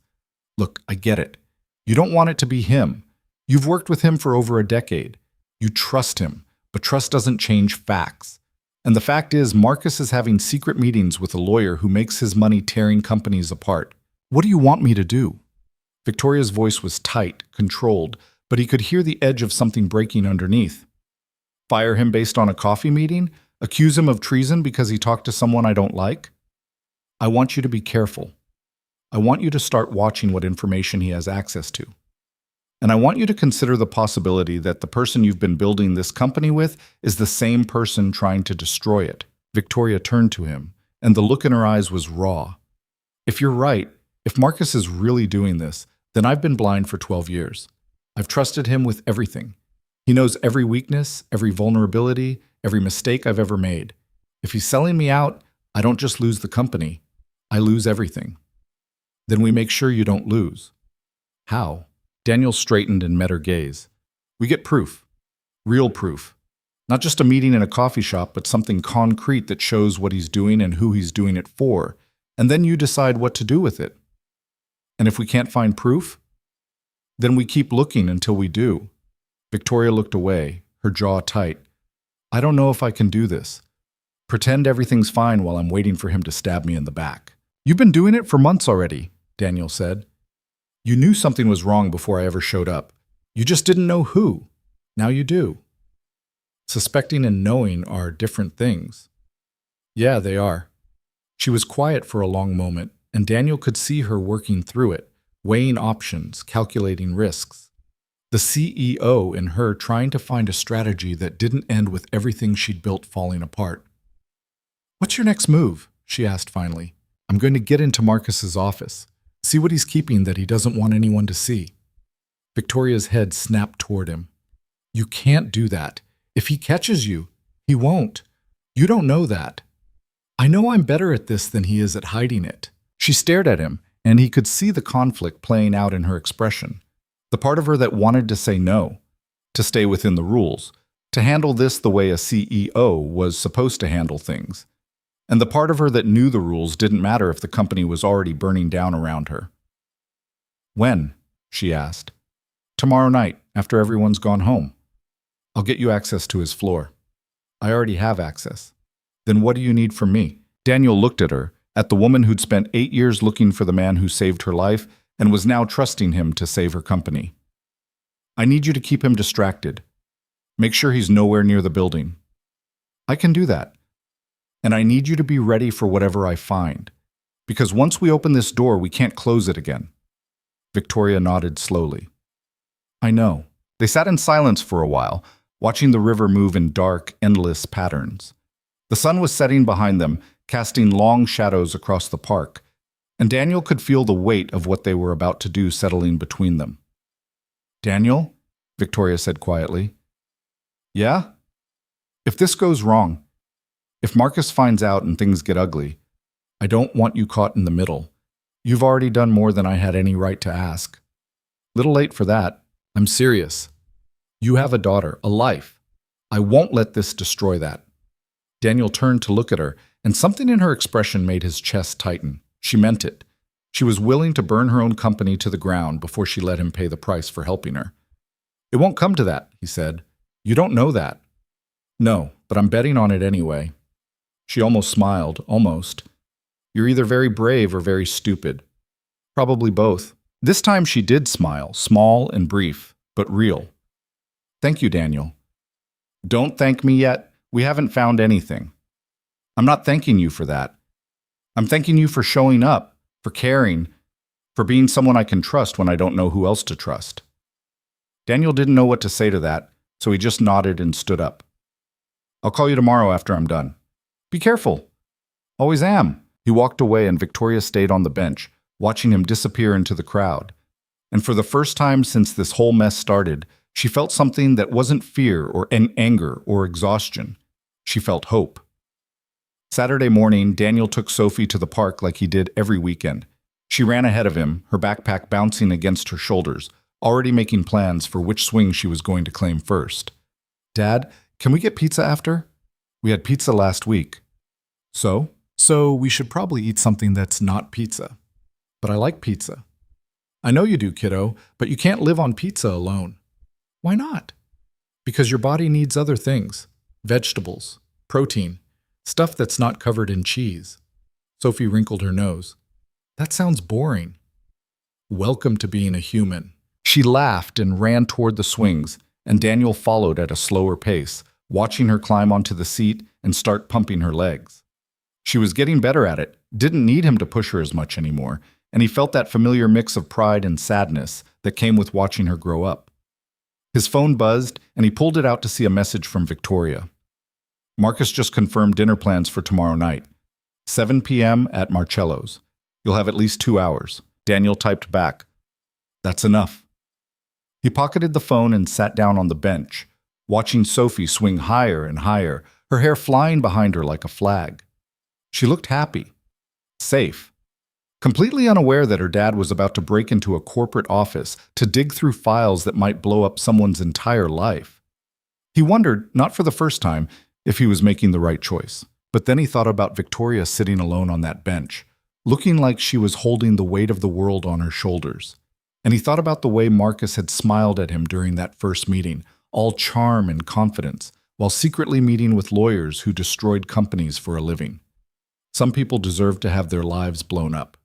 Sophie jumped off the swing mid-arc and landed hard, stumbling but catching herself.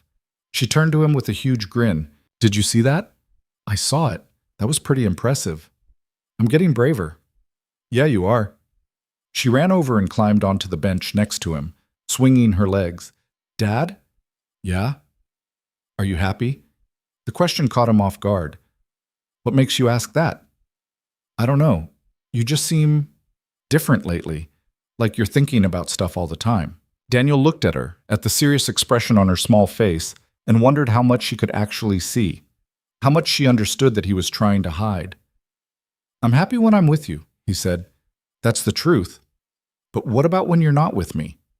When I'm not with you, I'm thinking about making sure we're okay, that we have what we need. That's my job. But do you like your job? Daniel hesitated. It's complicated. That's what grown-ups always say when they don't want to answer. He laughed despite himself. You're too smart for your own good. That's what you always say. Because it's always true. Sophie leaned against his arm, and they sat there for a while, watching other kids play, listening to the distant sound of traffic and birds and the city moving around them. I love you, Dad, she said quietly. Daniel's throat tightened. I love you too, kiddo. More than anything. Even more than pizza? Even more than pizza. She grinned and jumped off the bench, running back toward the swings, and Daniel sat there watching her, trying to memorize this moment. The sound of her laughter, the way the sunlight caught in her hair, the pure, uncomplicated joy of a 7-year-old who still believed the world was mostly good. He'd do whatever it took to keep that belief alive, even if it meant breaking a few rules. Sunday night arrived with the kind of stillness that made Daniel's instincts itch. He dropped Sophie off at Mrs. Patterson's at 6:30, telling her he had to check on a job site and would be back by 9. Sophie gave him a long look, the kind that said she knew he was hiding something, but she just hugged him tight and told him to be careful.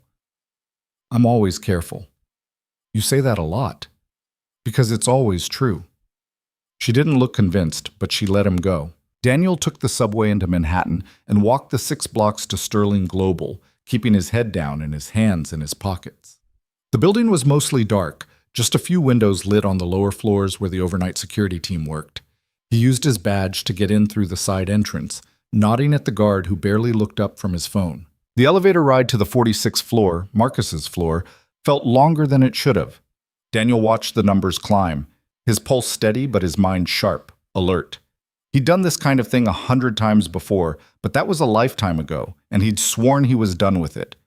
Funny how things came back around. The floor was empty when he stepped out. Dark, except for the emergency exit signs and the faint glow of computer monitors left on standby. Daniel moved quietly down the hallway, checking doors, orienting himself. Marcus's office was at the far end, a corner unit with windows overlooking the city. The door was locked, but the lock was standard corporate issue, the kind that kept out honest people, but not people who knew what they were doing. Daniel pulled a small toolkit from his jacket pocket and had it open in under a minute. He stepped inside and closed the door behind him, using his phone's flashlight to scan the room. Neat desk, filing cabinets, a bookshelf lined with business theory books that looked like they'd never been opened. Everything exactly where it should be, which meant the good stuff was hidden. Daniel started with the desk drawers, pens, notepads, a few client files that looked legitimate. Nothing interesting. He moved to the filing cabinet, picking the lock and flipping through folders. Contracts, personnel reviews, budget reports, all above board. 2 above board. He stood in the middle of the office and looked around, thinking like someone who had something to hide. Where would he keep it if he were Marcus? Not in the obvious places, not somewhere that could be stumbled across during a routine audit. His eyes landed on the bookshelf. Daniel walked over and started pulling books off the shelf, checking behind them, feeling for anything that didn't belong. On the 3rd shelf, his hand brushed against something hard. He pulled the books away and found a small metal lockbox tucked behind a row of financial textbooks. Bingo. The lock on the box was better than the one on the door, but not by much. Daniel worked at it for 2 minutes before it clicked open. Inside were a flash drive, a burner phone, and a stack of printed emails. He pulled out the emails and started reading. They were between Marcus and someone using the initial G. The content was vague, coded in the kind of language that looked innocent if you didn't know what you were reading. References to restructuring opportunities and asset liquidation strategies and timeline acceleration. But buried in the corporate speak was a clear picture. Marcus was feeding information to someone who was planning a hostile takeover, and he was getting paid for it. Daniel's jaw tightened. He pulled out his phone and started taking pictures of every page, working fast but thorough. He photographed the flash drive label, the burner phone's call log, everything that might be useful. He was halfway through the stack when he heard footsteps in the hallway. Daniel froze, his pulse spiking. The footsteps were getting closer, deliberate, heading straight for Marcus's office. He shoved the emails back into the lockbox, closed it, and put it back on the shelf just as the door handle started to turn. He killed his phone's flashlight and moved behind the door, pressing himself against the wall. The door opened, and Marcus walked in. He flipped on the lights and went straight to his desk, muttering something under his breath. Daniel held his position, barely breathing, watching Marcus through the gap between the door and the frame. Marcus pulled open a drawer and grabbed something, a folder, maybe, then stood there for a moment like he was thinking. Daniel's hand moved slowly toward the small knife he kept in his pocket, not because he wanted to use it, but because he needed to be ready if this went bad. Then Marcus's phone rang. He pulled it out, looked at the screen, and answered. Yeah, I'm grabbing it now. No, I'm at the office. Forgot I left it on my desk. A pause while the person on the other end spoke. I'll be there in 20 minutes. Just sit tight. He hung up, grabbed the folder, and walked back toward the door. Daniel pressed harder against the wall, barely daring to breathe. Marcus flipped off the lights and stepped into the hallway, pulling the door closed behind him. Daniel waited until the footsteps faded, until he heard the elevator ding and the sound of it descending. Then he counted to 30 and slipped out of the office, locking the door behind him. He took the stairs instead of the elevator, moving fast but quiet, and didn't slow down until he was 6 blocks away and standing on a subway platform with his heart still hammering in his chest. That had been too close. Way too close. He pulled out his phone and called Victoria. She answered on the first ring. Did you find anything? Yeah, but we have a bigger problem. What kind of problem? Marcus showed up. I don't think he knows I was there, but it was close. There was silence on the other end, and Daniel could hear her breathing, fast and shallow. Are you okay? She asked. I'm fine, but we need to move fast. If he's spooked, if he thinks someone's on to him, he'll cover his tracks. What did you find? Emails, a burner phone, a flash drive, all hidden in his office. He's working with someone planning a takeover, and he's getting paid to feed them inside information. Do you have proof? I have pictures. It's enough to confront him, maybe enough to go to the board. Victoria was quiet for a long moment. When she spoke again, her voice was different, harder. I want to see it. All of it. Tomorrow. First thing. Okay. And Daniel? Yeah? Thank you for taking that risk, for everything. Don't thank me yet. This isn't over. I know, but still. He hung up and got on the subway, his mind already running through next steps, contingencies, ways this could still go sideways. He'd gotten what they needed, but he'd also almost gotten caught. And if Marcus started asking questions, started looking closer at the new consultant who'd been poking around, Daniel pushed the thought away and focused on getting home, on getting back to Sophie, on making sure that whatever happened next, she stayed safe. When he walked into Mrs. Patterson's apartment at 8:45, Sophie was asleep on the couch, curled up under a blanket with her shoes still on. Mrs. Patterson was dozing in her chair, the TV playing some old movie neither of them was watching. Daniel scooped Sophie up carefully, and she stirred but didn't wake, just wrapped her arms around his neck and mumbled something about dragons. Thanks, Mrs. Patterson, he said quietly. The old woman waved him off. Any time, dear. She's a good girl. Yeah, she is. He carried Sophie back to their apartment and tucked her into bed, pulling the blanket up to her chin and brushing the hair out of her face. She looked so small, so fragile, and he thought about how close he'd come tonight to getting caught, to putting everything they had at risk. I'm sorry, kiddo, he whispered. I'm trying to do the right thing. I hope you understand that someday. Sophie didn't answer. Just kept sleeping, her breathing slow and steady, completely unaware of the mess her dad was tangled up in. Daniel sat on the edge of her bed for a long time, watching her sleep, and tried not to think about all the ways this could still go wrong. Monday morning came too fast and brought rain with it, the kind that turned the city gray and made everything feel heavier than it was. Daniel got Sophie ready for school through a fog of too little sleep and too much coffee, his mind still turning over the images he'd taken in Marcus's office. You look tired, Sophie said, watching him burn toast for the second time. I'm fine. You say that when you're not fine. Daniel scraped the blackened bread into the trash and started over. When did you get so observant? I've always been observant. You just don't always notice. He smiled despite the exhaustion pulling at him. Fair point. She finished her cereal and grabbed her backpack, pausing at the door. Dad? Yeah? Whatever you're doing that's making you tired, just be careful, okay? His chest tightened. I will, kiddo. I promise. She nodded, satisfied enough with that answer, and headed out. Daniel watched her go, then grabbed his phone and texted Victoria. I'll be there in an hour. We need to talk somewhere private. Her response was immediate. My office. 8 a.m. Daniel arrived at Sterling Global at 7:50, the rain still coming down in sheets that soaked through his jacket before he made it from the subway to the building. The lobby was quieter than usual, just a few early arrivers shaking off umbrellas and grabbing coffee from the cart near the elevators. He went straight to the 47th floor. Victoria's assistant wasn't at her desk yet, but Victoria's door was open.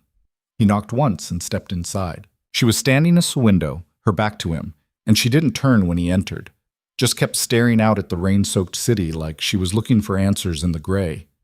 "Close the door," she said. Daniel closed it and walked over, stopping a few feet behind her.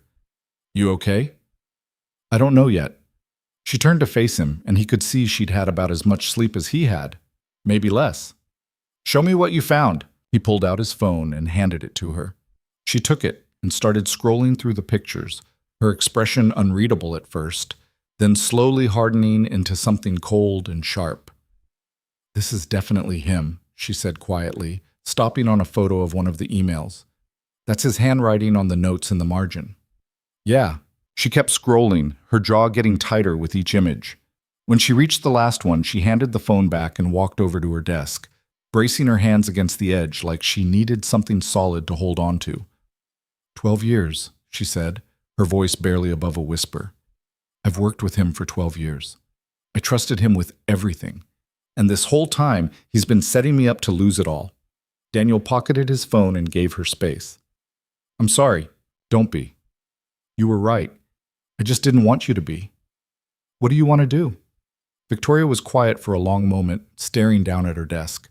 Then she straightened and turned to face him, and the look in her eyes was different now, harder, more focused. "I want to confront him. I want him to explain why he did this, who he's working with, and how long he's been planning to destroy everything I built. That's a risk. If you confront him without leverage, he'll deny everything. He'll say the emails are fake, the evidence is planted, and then he'll know you're on to him. So what do you suggest?" "We set a trap. We give him enough rope to hang himself and make sure there are witnesses when he does it." Victoria crossed her arms. "What kind of trap?" Daniel walked over to the window and looked out at the rain. "The Midwest expansion deal, the one you were trying to hire me for, how critical is it?" "Critical. If it falls through, we lose investor confidence and about $200 million in projected revenue. And Marcus has access to all the details? He's been leading the negotiation." Daniel turned to face her. "Then we use that. We leak false information through Marcus, something big enough that whoever he's working with will have to act on it. And when they do, we'll know for sure who they are and what they're planning." Victoria frowned. "What kind of false information?" "A problem with the deal. Something that makes it look like the whole thing is about to collapse. If Marcus is feeding intel to someone planning a takeover, they'll jump on it. Try to accelerate their timeline, make a move before you can recover. And if they don't? Then we were wrong about Marcus, and you owe him an apology." She didn't smile. "I'm not wrong about Marcus." "No, you're not." Victoria walked back to her desk and sat down, her mind already working through the logistics. "We'd need to make it believable. If the information looks too convenient, he'll suspect a setup. So we make it messy. We stage a fight between you and the lead investor. Let it happen in a meeting where Marcus is present. Make it loud enough that people talk. And then what? Then we watch. We see who Marcus calls, who he meets with, what moves they make. And when they show their hand, we have them." Victoria studied him for a long moment. "You've done this before." It wasn't a question. "Something like it," Daniel said. "A long time ago. In your old life, the one you won't talk about." "Yeah." She didn't push, just nodded slowly and turned her attention back to the plan. "The quarterly investor meeting is Wednesday. I can stage something there, make it look like the expansion is falling apart." "Perfect. That gives us 2 days to set it up." "And what do you need from me?" "I need you to trust me, and I need you to be ready for whatever comes after." Victoria met his eyes, and he saw the fear there, buried under layers of control and determination. But he also saw something else. Resolve. "I'm ready," she said. "Good. Because once we start this, there's no going back." "I know." They spent the next hour going over details, planning the confrontation that would happen at the investor meeting, mapping out who would say what and when.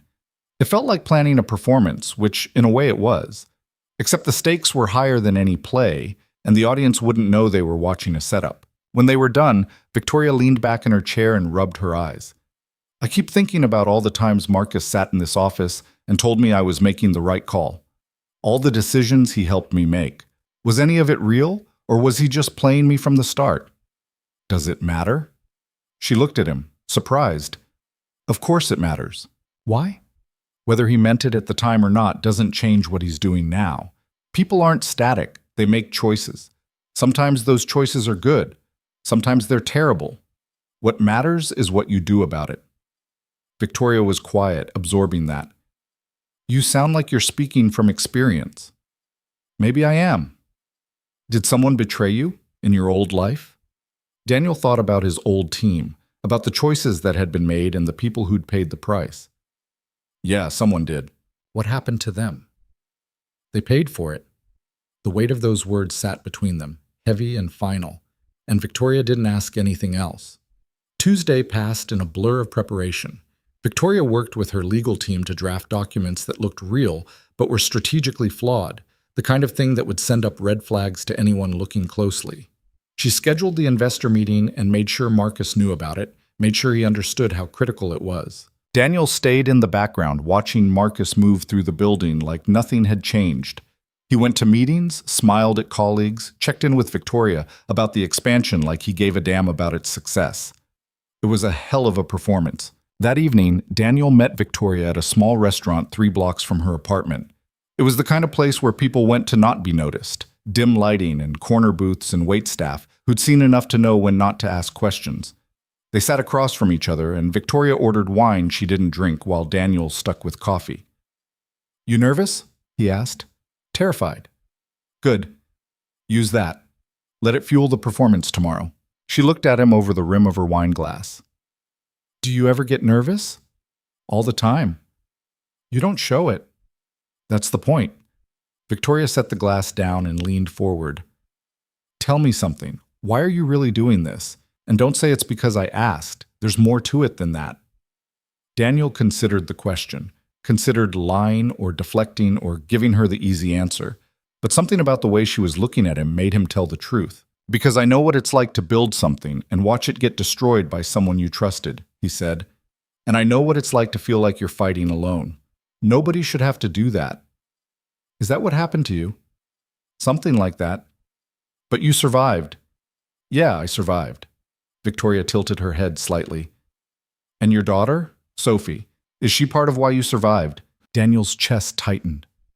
She's the only reason I survived. After everything fell apart, after I lost everything I thought mattered, I had her, and that was enough. Her mother really just left? One day she was there, next day she wasn't. Left a note saying she couldn't do it anymore. Couldn't be a mother, couldn't be tied down. She needed to find herself or some shit like that. I'm sorry. Don't be. Sophie and I are better off. We have each other. That's all that matters. Victoria looked at him with something that might have been admiration or envy or both. You're a good father. I'm trying to be. That's more than a lot of people do. They sat in silence for a while, the conversation shifting to lighter things, safer things. But Daniel could feel the weight of tomorrow pressing down on both of them, the knowledge that they were about to set something in motion that couldn't be stopped. When they finally left the restaurant, Victoria walked him to the subway entrance. Thank you, she said, for all of this, for believing me when I said something was wrong, for not thinking I was paranoid or overreacting. You weren't overreacting. Your instincts were right. I hope they still are. They are. She hesitated, then reached out and touched his arm. Just briefly. Be careful tomorrow. Always am. You keep saying that, because it keeps being true. This time she smiled, small and sad. Then she turned and walked toward her building, and Daniel watched her go before heading down into the subway. Wednesday morning arrived with clear skies and the kind of cold that made your breath fog in the air. Daniel dropped Sophie off at school and headed straight to Sterling Global, arriving an hour before the investor meeting was scheduled to start. Victoria was already in the conference room, reviewing documents with her legal team. She looked up when he entered, and their eyes met for just a second. A silent acknowledgement that this was it. The conference room filled slowly. Board members, senior executives, investors in expensive suits who looked like they ate companies for breakfast. And Marcus, walking in with his usual confidence, a leather portfolio under his arm, and a smile that didn't reach his eyes. He sat down next to Victoria, leaning over to murmur something Daniel couldn't hear. She nodded, her expression neutral, giving nothing away. The meeting started at 10. For the first 30 minutes, everything went according to plan. Financial reports, expansion timelines, projected returns. Victoria presented with the kind of polish that made it look effortless, and Marcus chimed in at the right moments with supporting data. Then Victoria got to the Midwest expansion. As you know, she said, her voice steady, this project represents a significant investment for Sterling Global. We've secured 3 distribution sites and negotiated contracts with local suppliers. However, there's been a development that requires immediate attention. She pulled up a document on the screen behind her, and Daniel saw Marcus's posture shift slightly. Not much, just enough. One of our lead investors has raised concerns about the environmental impact assessments, Victoria continued. They're threatening to pull funding unless we can provide additional documentation that will take at least 6 months to compile. The room went quiet. Daniel watched faces around the table, saw the concern ripple through the investors. One of them, a man in his 60s with silver hair and a tie that probably cost more than Daniel's rent, leaned forward. 6 months? That pushes the timeline back to next fiscal year. I'm aware, Victoria said, which means we lose the tax incentives, which means the entire financial model falls apart. I'm working on a solution. What kind of solution? And this was where it got interesting. Victoria's expression hardened, and Daniel could see her slipping into the role they'd planned. I'm in negotiations with the investor to find alternative documentation that meets their requirements without the extended timeline. And if you can't, then we'll have to consider restructuring the deal. The silver-haired investor stood up. Restructuring isn't an option, Ms. Sterling. We've committed capital based on the current timeline and returns. If those change, we're out. Victoria stood too, her voice sharper now. Then I suggest you give me the time I need to fix this instead of threatening to walk. I'm not threatening, I'm stating facts. You have 1 week to resolve this or we're pulling our investment. That's unreasonable. That's business. The room erupted into overlapping conversations, people taking sides, voices rising. Daniel watched Marcus through it all, saw the way his eyes were moving, calculating, taking in every word. Victoria let it go on for another 2 minutes, then held up her hand. Enough. We'll table this discussion until I have more information. This meeting is adjourned. People filed out, some still arguing, others already on their phones. Marcus lingered, waiting until the room was mostly clear before approaching Victoria. That was rough, he said quietly. You want me to reach out to the investor? See if I can smooth things over? No, I'll handle it. Victoria, you don't have to do this alone. That's what I'm here for. She looked at him, and Daniel saw something flash in her eyes. Anger, hurt, but she buried it fast. I appreciate that, Marcus. But I need to handle this myself. Marcus nodded, but Daniel could see he wasn't convinced. Okay, but if you change your mind, I'm here. He left, and Victoria waited until his footsteps faded before turning to Daniel, who'd been standing near the back of the room the whole time. How was that? She asked quietly. Perfect. He bought it. You sure? Positive. Now we wait. They didn't have to wait long. By Wednesday afternoon, Daniel's surveillance on Marcus started showing results. Marcus made 3 phone calls from his burner phone, all to the same number. He left the office early, unusual for him, and headed straight to the same coffee shop where Daniel had seen him meet with Gerald Faust. Daniel followed at a distance, keeping his head down and his pace casual. He watched Marcus enter the coffee shop and take the same corner table. 10 minutes later, Faust arrived, and they leaned in close, talking fast. Daniel couldn't hear what they were saying, but he didn't need to. The body language told the story. Marcus was animated, urgent. Faust was calm, nodding, making notes on a tablet. They talked for 20 minutes, and then Faust slid a folder across the table. Marcus opened it, scanned the contents, and nodded. They shook hands. And just like that, the trap had been sprung. Daniel pulled out his phone and texted Victoria. He took the bait. Meeting with Faust right now. They're making their move. Her response came 30 seconds later. Follow him. I need to know what he does next. Daniel stayed on Marcus for the rest of the afternoon, watched him go back to the office, pack up his things, and leave again an hour later. This time he went to a high-rise in Midtown, the kind of building that housed law firms and venture capital groups. Daniel waited across the street, watching the entrance. 40 minutes later, Marcus emerged with 2 other men. One of them was Faust. The other was someone Daniel didn't recognize, but the expensive suit and the confidence in his stride said money. Real money. They stood on the sidewalk talking for a few minutes, then shook hands and went their separate ways. Daniel followed the stranger. He led Daniel on a path through Midtown, stopping once to take a call, then continuing to a black town car waiting at the curb. The driver opened the door and the man got in. Daniel managed to catch a glimpse of the license plate before the car pulled away. He memorized the number and immediately pulled out his phone, running it through a database he still had access to. The car was registered to a shell company, but the shell company had ties to a larger entity, Blackwell Industries. Daniel felt his stomach drop. Blackwell Industries was one of the biggest private equity firms on the East Coast. They specialized in hostile takeovers, buying struggling companies, stripping them for parts, and selling off whatever was left.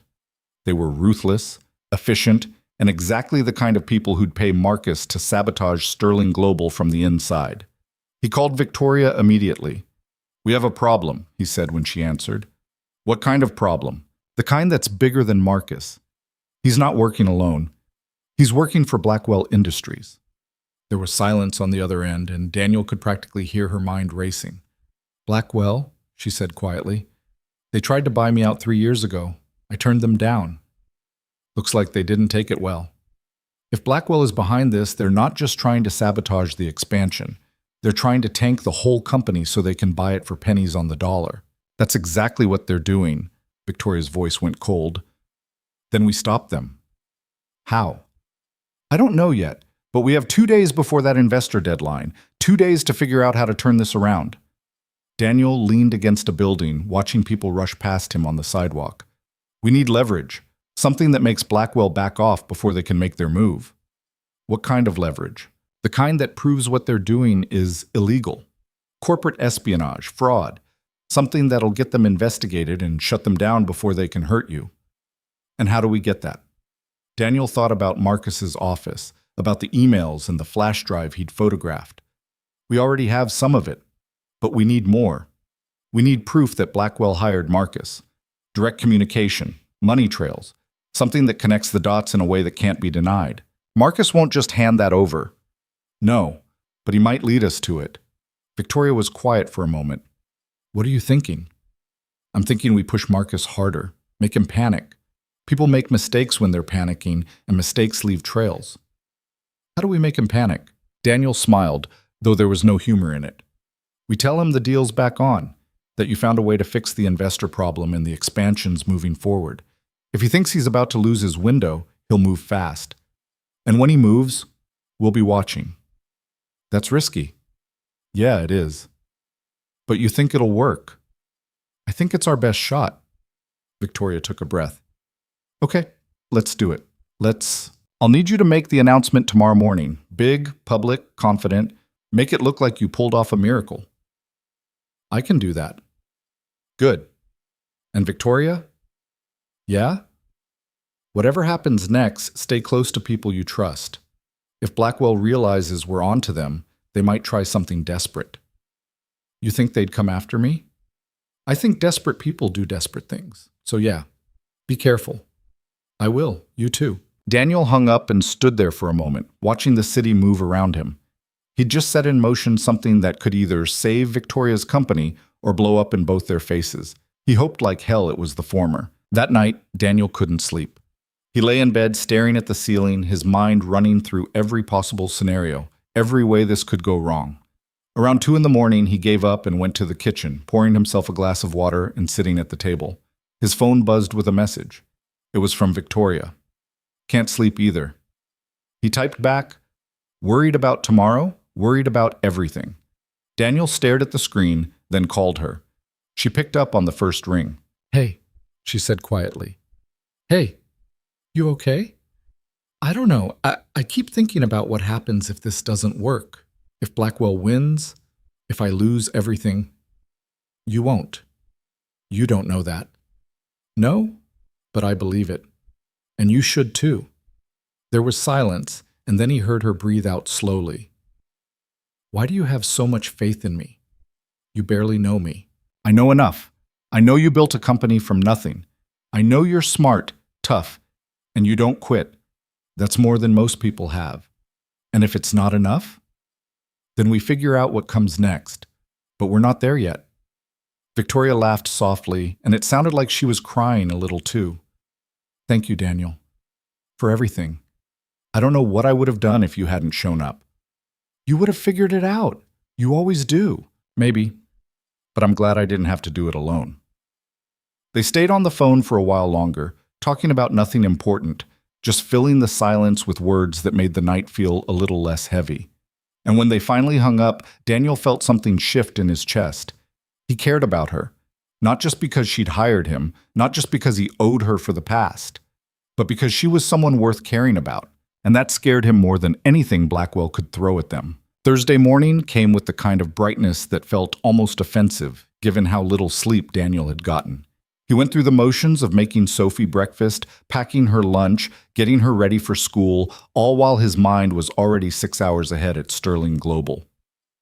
"You're doing it again," Sophie said, watching him put her sandwich in the wrong compartment of her lunchbox. Doing what? Thinking about grown-up stuff instead of paying attention. Daniel looked down at the lunchbox, then fixed his mistake. "Sorry, kiddo. Got a lot on my mind today." "Is it important?" "Yeah, pretty important." Sophie studied him with those eyes that saw too much. "Are you helping someone?" The question caught him off guard. "Why do you ask that?" "Because you look like you did when you helped Mr. Chen fix his stairs, all serious and focused, like you're trying to solve a problem that's not yours, but you're making it yours anyway." Daniel crouched down to her level. "You're too smart, you know that? You always say that when I'm right."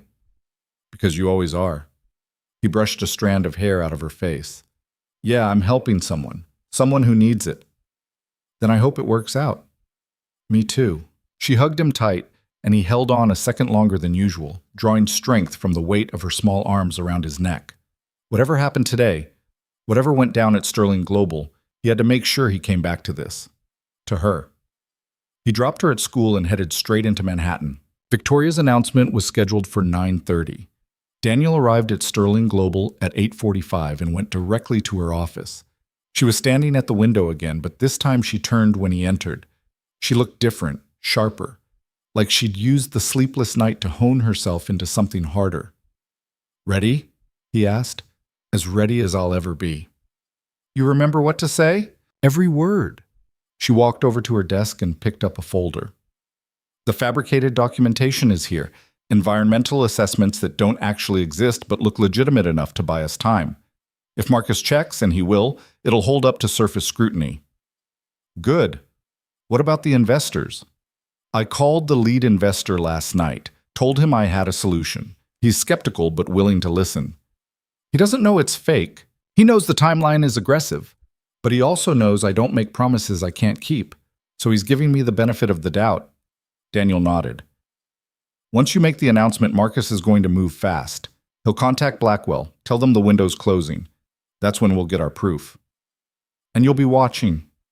Every second." Victoria met his eyes, and something passed between them. Not quite fear, not quite trust. Something in the middle that felt like two people standing on the edge of a cliff together, knowing one of them might fall but choosing to jump anyway. "Thank you," she said quietly, "for all of this. For not walking away when you could have. We've been over this." "I know, but I needed to say it again." Before Daniel could respond, her assistant knocked and poked her head in. "Miss Sterling, everyone's ready in the conference room." "Thank you, I'll be right there." The assistant disappeared and Victoria picked up the folder and turned back to Daniel. "Here we go. Here we go." The conference room was packed.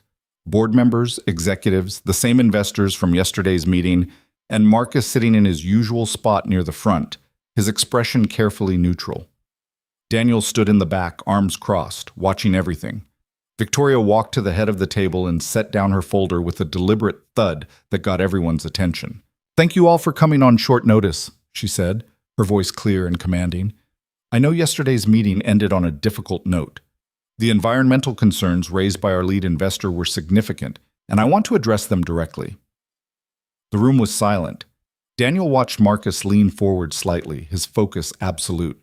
"I spent last night in conversation with environmental consultants and legal advisors," Victoria continued. And I'm pleased to announce that we've secured alternative documentation that meets all regulatory requirements without extending our timeline. The silver-haired investor from yesterday spoke up. What kind of documentation? Victoria opened the folder and pulled out several sheets, sliding them across the table. Independent environmental impact assessments from 3 certified firms, all showing compliance with local, state, and federal regulations, all dated within the last 6 months. The investor picked up the documents and started reading. The room held its breath. After what felt like an eternity, he looked up. These appear to be in order. They are. Which means the Midwest expansion moves forward as planned. Timeline unchanged. Financial projections unchanged. We break ground in 3 weeks. The mood in the room shifted immediately. Relief, excitement. A few people already pulling out phones to make calls. Daniel watched Marcus through it all, saw the moment the news registered, saw his jaw tighten almost imperceptibly. "That's excellent news, Victoria," Marcus said, his voice smooth but missing its usual warmth. "Congratulations on pulling this together so quickly." "Thank you, Marcus." The meeting wrapped up quickly after that, people filing out with renewed energy, already planning next steps. Marcus lingered, waiting until the room was mostly clear before approaching Victoria. Daniel stayed where he was, close enough to hear but far enough to look uninvolved. "That was impressive work," Marcus said. "How did you manage to get those assessments so fast?" "I have good relationships with the right people." "Clearly, though I'm surprised you didn't mention you were pursuing this avenue yesterday. I could have helped." Victoria's smile didn't reach her eyes. "I handled it. I can see that." Marcus's gaze flicked to Daniel for just a second, then back to Victoria. "Well, this certainly changes things. I'll need to update our financial projections, notify the construction teams." "You do that." Marcus nodded and left, and Daniel watched him go, already pulling out his phone before he was even out of the conference room. Victoria waited until the door closed, then turned to Daniel. "He's going to call them." "Yeah, he is." "How long before we know?" "Give it an hour, maybe less." Daniel was right. 45 minutes later, Marcus left the building and headed straight for the same coffee shop. Daniel followed at a distance, watching through the window as Marcus sat down at the corner table and made a call. 3 minutes later, Gerald Faust walked in. Daniel pulled out his phone and started recording. The conversation lasted 12 minutes. Daniel couldn't hear what they were saying, but he didn't need to. The body language told him everything. Marcus was agitated, talking fast, gesturing. Faust was calm, taking notes, occasionally asking questions that made Marcus lean in closer. Then Faust pulled out his phone and made a call. 2 minutes later, a third man arrived. Daniel recognized him immediately. The same man from yesterday. The one who'd gotten into the town car, registered to Blackwell Industries. Now they were all sitting together, and the conversation got more intense. Papers came out. Faust showed them something on his tablet. The Blackwell representative nodded, said something that made Marcus's shoulders drop in what looked like relief. Then the representative stood, shook both their hands, and left. Daniel followed him. The man walked 4 blocks to a parking garage, got into the same black town car, and drove to a high-rise office building in the financial district. Daniel watched him enter, then pulled out his phone and called a number he hadn't used in 3 years. A woman's voice answered. "I thought you were done with this life." "I thought so too. I need a favor." "What kind of favor?" "The kind that involves corporate records and doesn't leave fingerprints." There was a pause. "This is dangerous, Hayes." "I know, but I wouldn't ask if it wasn't important." Another pause. "What do you need?" "Financial records between Blackwell Industries and a man named Marcus Rain. Payment trails, contracts, anything that shows a relationship." "That's going to take time." "I've got until tomorrow morning. Can you do it?" "For you?" "Yeah, but you're going to owe me." "Add it to the list." She laughed. "I'll call you in 6 hours." Daniel hung up and headed back to Sterling Global. He found Victoria in her office, pacing like a caged animal. "Well?" she demanded when he walked in. Marcus met with Faust and the Blackwell representative, all 3 of them together. "I got it on video." "That's proof of contact, but not proof of conspiracy." "I know, which is why I've got someone digging into financial records. If Blackwell's been paying Marcus, there'll be a trail. We just have to find it." Victoria stopped pacing and turned to face him. "And if we don't find it in time?" "Then we use what we have and hope it's enough to scare them into backing off. That's not a plan. That's a prayer. Sometimes that's all you've got. Victoria sat down heavily in her chair and put her head in her hands. I can't lose this company, Daniel. I've put everything into it. 15 years of my life, every decision, every sacrifice, every relationship I didn't have because I was too busy building this. If Blackwell takes it, if they destroy it, I have nothing left. Daniel walked over and sat on the edge of her desk. That's not true. Yes, it is. No, it's not. You think the company is everything because it's been everything for 15 years, but it's not. You're still you without it. You're still brilliant, tough, capable. The company doesn't define you. It's just something you built. Easy for you to say. You walked away from your old life. And it almost killed me, Daniel said quietly. Walking away from something you've built feels like cutting off a limb. I know that. But I also know that on the other side of that pain, there's something worth having. A life that's yours, not just something you're maintaining. Victoria looked up at him, her eyes red. What if I don't know how to have that kind of life? Then you learn, same way you learned everything else. She laughed, but it sounded more like a sob. You make it sound so simple. It's not simple. It's terrifying. But it's also the only way forward. They sat in silence for a moment, and Daniel realized his hand had somehow ended up on hers. He started to pull back, but she held on. I'm glad you're here, she said. Me too. His phone rang, breaking the moment. He pulled it out and saw the number. I need to take this. He stepped into the hallway and answered. Talk to me. I found it, the woman said. Blackwell's been paying Marcus for 18 months, monthly deposits to an offshore account, $50,000 a month, like clockwork, plus a bonus structure tied to company performance. The worse Sterling Global does, the more he gets paid. Daniel felt his pulse spike. Can you send me everything? Already done. Check your email. You're a lifesaver. You're damn right I am. And Hayes, be careful. Blackwell doesn't play nice when they're cornered. I know. He hung up and went back into Victoria's office. We've got them. Victoria stood up so fast her chair rolled backward. What did you find? Payment records, 18 months of deposits from Blackwell to Marcus, $50,000 a month. We have proof. For the first time since this whole thing started, Victoria smiled. Really smiled. We have proof. Yeah, we do. So what's next? Next, we confront Marcus. But not alone. We do it with witnesses. The board, legal counsel, maybe even law enforcement. We make it so public and so documented that Blackwell can't sweep it under the rug. Victoria was already moving, pulling out her phone, making calls. I'm scheduling an emergency board meeting for tomorrow morning, 9 a.m. Can you be there? Wouldn't miss it. And Daniel? Yeah? After this is over, after we've dealt with Marcus and Blackwell and everything else, I want to talk about what comes next. For both of us. Daniel looked at her, at the hope and fear and determination all mixed together in her expression, and nodded. Yeah, we can do that. That night, Daniel got home late. Sophie was already asleep and Mrs. Patterson was dozing in her chair again. He thanked her, carried Sophie to bed, and then sat in the kitchen staring at his email. The evidence was all there. Payment records, email exchanges between Marcus and Blackwell executives, contracts that spelled out exactly what Marcus was being paid to do. Sabotage the expansion, tank investor confidence, make Sterling Global vulnerable enough for a hostile takeover. It was damning, complete, undeniable. And tomorrow, they'd use it to end this. Daniel closed his laptop and checked on Sophie one more time. She was sprawled across her bed, one arm hanging off the edge, completely peaceful. He pulled the blanket over her and sat on the edge of the bed. We're almost through this, kiddo, he whispered. Few more hours and we can go back to normal, whatever that means.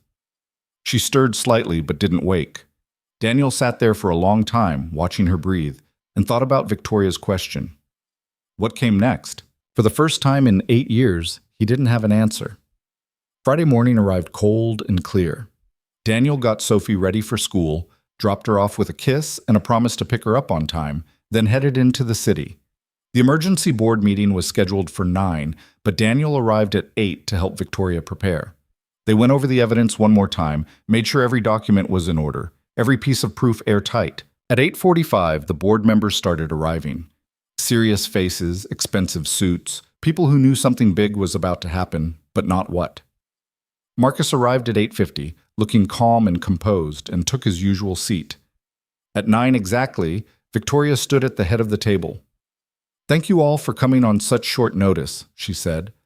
"I've called this meeting to address a matter of urgent importance to the future of Sterling Global." She pulled out the folder Daniel had prepared and set it on the table.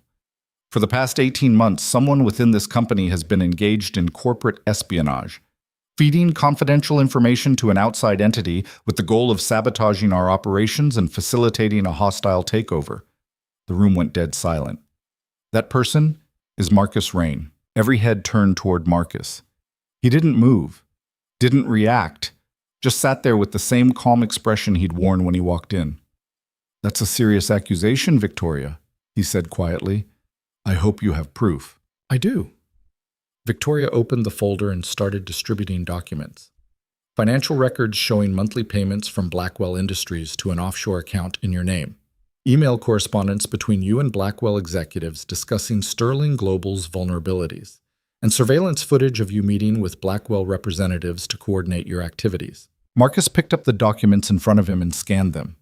Daniel watched his face, waiting for the moment it cracked. It didn't. "These records are incomplete," Marcus said calmly, "and the meetings you reference were exploratory conversations about potential partnerships. Nothing illegal." "Partnerships that you never disclosed to me or the board," Victoria said. "Partnerships that involved sharing confidential information and undermining our expansion efforts. I was protecting this company's interests. By getting paid $50,000 a month to destroy it?" Marcus set down the documents and looked around the table. "I've worked with Victoria for 12 years. I've helped build this company from a regional operation to a national presence. And now, because of a business disagreement, she's accusing me of treason based on circumstantial evidence and paranoid speculation." "It's not speculation," Daniel said from the back of the room. Marcus turned to look at him. "And who are you exactly? The consultant she brought in a few weeks ago, the stranger with no background, no credentials, who somehow has access to offshore financial records that are supposed to be confidential?" "I'm the person who caught you," Daniel said evenly, "and the records aren't circumstantial, they're fact. You've been on Blackwell's payroll for 18 months. You've been feeding them information, and you've been sabotaging this company from the inside. Prove it." Daniel pulled out his phone and played the video he'd recorded at the coffee shop. Marcus, Faust, and the Blackwell representative, all sitting together, papers spread across the table. "That proves I had a meeting," Marcus said. "It doesn't prove conspiracy."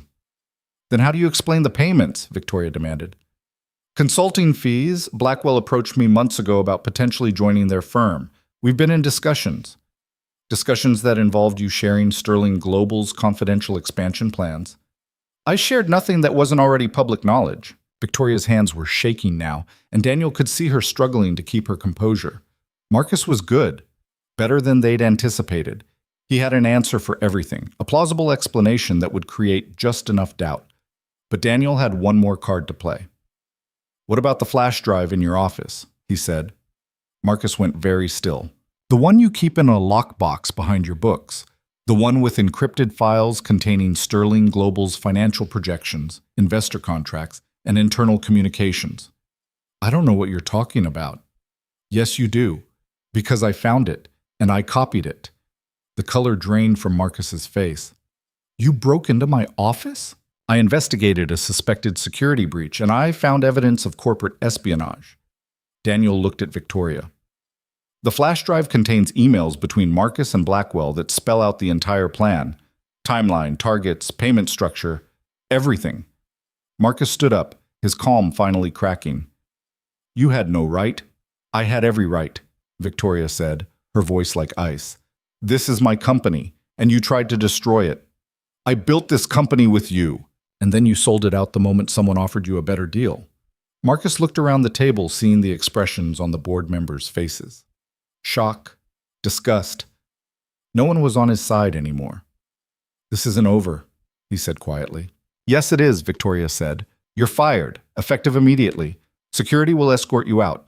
And I'm forwarding all of this evidence to federal prosecutors. Corporate espionage is a criminal offense, Marcus. You didn't just betray me, you broke the law." Marcus grabbed his briefcase and walked toward the door, but he stopped when he reached Daniel. "You think you're the hero here?" he said, his voice low.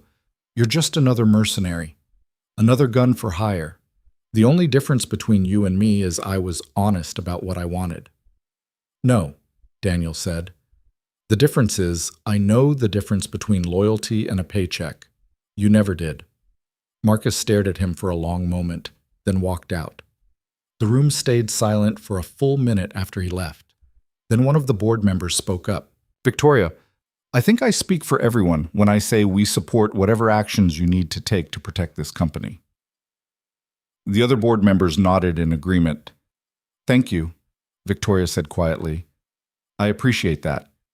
And I promise you, Sterling Global will not only survive this, we'll come out stronger." The meeting adjourned and people filed out, some stopping to offer Victoria words of support. Daniel stayed in the back, watching her handle each conversation with grace and strength. When the last person left, Victoria turned to him. Neither of them said anything for a moment. Then she walked over and hugged him. It surprised him, but after a second, he hugged her back. "We did it," she said, her voice muffled against his shoulder. "Yeah, we did. I couldn't have done this without you. You would have figured it out. Maybe, but I'm glad I didn't have to." They stood there for a moment longer, then pulled apart. Victoria wiped her eyes and laughed. "I must look terrible. You look like someone who just saved her company." "Our company. You saved it as much as I did." Daniel shook his head. "It was always yours, Victoria.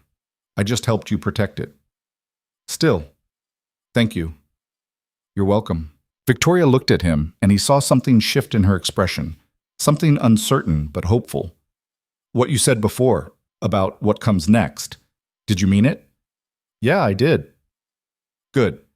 Because I've been thinking, this company, everything I built, it almost cost me everything. My health, my relationships, any chance at a life outside of these walls.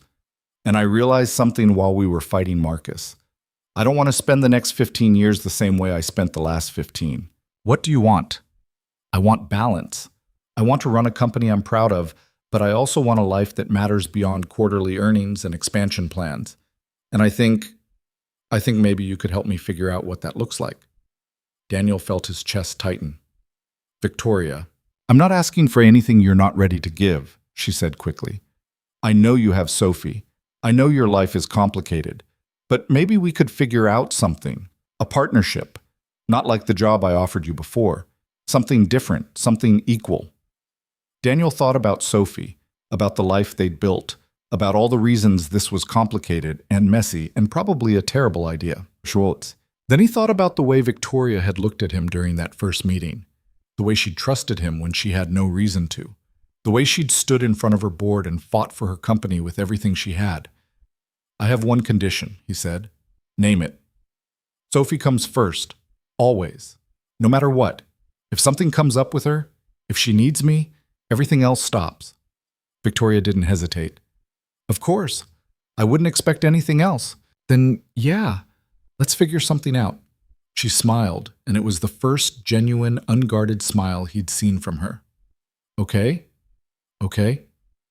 So what does that look like? This partnership?" "I don't know yet, but we'll figure it out. Together. Together." 3 weeks later, Daniel stood in a park on a Saturday afternoon, watching Sophie climb to the top of a jungle gym while Victoria sat next to him on a bench. "She's fearless," Victoria said, watching Sophie hang upside down from a bar. "Too fearless sometimes." "She gets that from you." Daniel smiled. "Maybe." Sophie dropped from the bar and ran over, her face flushed and happy. "Did you see me?" "We saw you," Daniel said. "Very impressive." "Victoria, did you see?" "I did. You're very brave." Sophie grinned and turned to Daniel. "Can we get ice cream?" "It's November." "So?" "So it's freezing." "But I want ice cream," Victoria laughed. "I'll buy. My treat." Sophie's eyes went wide. "Really?" "Really. But only if you promise to finish your vegetables at dinner tonight." "Deal." She ran ahead toward the ice cream cart, and Daniel and Victoria followed at a slower pace. "You're good with her," Daniel said. "I'm trying. I've never really spent time around kids before." You're doing fine. Victoria looked at him. You think this can work? All of it? The company? Us? Sophie? I think it's messy and complicated, and there's no roadmap for any of it. That's not very reassuring, but I also think the best things usually are messy and complicated, and the fact that we're willing to try means something. Victoria reached over and took his hand. Yeah, it does. They caught up to Sophie at the ice cream cart, and she demanded chocolate with sprinkles and whipped cream, which Daniel vetoed in favor of chocolate with just sprinkles. They walked through the park together, Sophie chattering about school and her friends and a book she was reading, while the city stretched out around them in shades of gray and gold. Daniel thought about the last few weeks, about Marcus being escorted out of Sterling Global by security, about the federal investigation into Blackwell Industries that was already making headlines, about Victoria restructuring her executive team and bringing in people she could actually trust, about the way she'd asked him to stay involved, not as a consultant, but as a partner, someone who could help her build something better than what she'd had before. He'd said yes, but on his terms.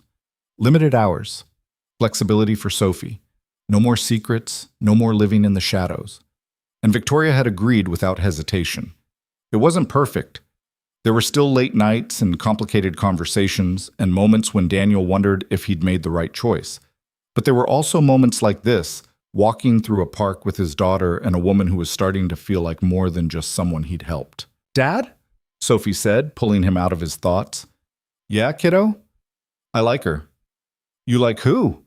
Sophie rolled her eyes. Victoria, I like her. She's nice. Daniel glanced at Victoria, who was pretending not to listen, but was clearly listening. Yeah, he said. She is. Are you guys dating? Victoria choked on air, and Daniel felt his face heat up. That's complicated. That means yes. That means we're figuring it out. Sophie considered this, then shrugged. Okay, just don't be weird about it. I'll do my best. They found another bench near the edge of the park, and Sophie sat between them, swinging her legs and working on her ice cream. The sun was starting to set, painting the sky in shades of orange and pink, and for a moment everything felt still. Peaceful. Thank you, Victoria said quietly, so only Daniel could hear. For what? For showing up. For helping me when I didn't know how to ask. For not walking away when it would have been easier. You would have done the same. I don't know if that's true, but I'd like to think it is. Daniel looked at her, at the woman who'd spent 8 years searching for the man who saved her life, and had somehow ended up saving his in return. Not in the same way, not with violence and blood, but by reminding him that there was more to life than just surviving. That building something with someone else, something real and imperfect and worth fighting for, was just as important as the walls you built to keep yourself safe. I'm glad it was you, he said. What do you mean? That night, 8 years ago. I'm glad it was you I found. I'm glad you didn't give up looking, and I'm glad we ended up here. Victoria's eyes filled with tears, but she was smiling. Me too. Sophie looked up at them. You guys are being weird. Sorry, kiddo.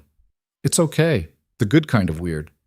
Daniel laughed and wrapped an arm around his daughter, and Victoria leaned against his shoulder, and they sat there watching the sun disappear behind the buildings. Somewhere in the city, Sterling Global was still running. Deals were being made, contracts signed, the machinery of business grinding forward.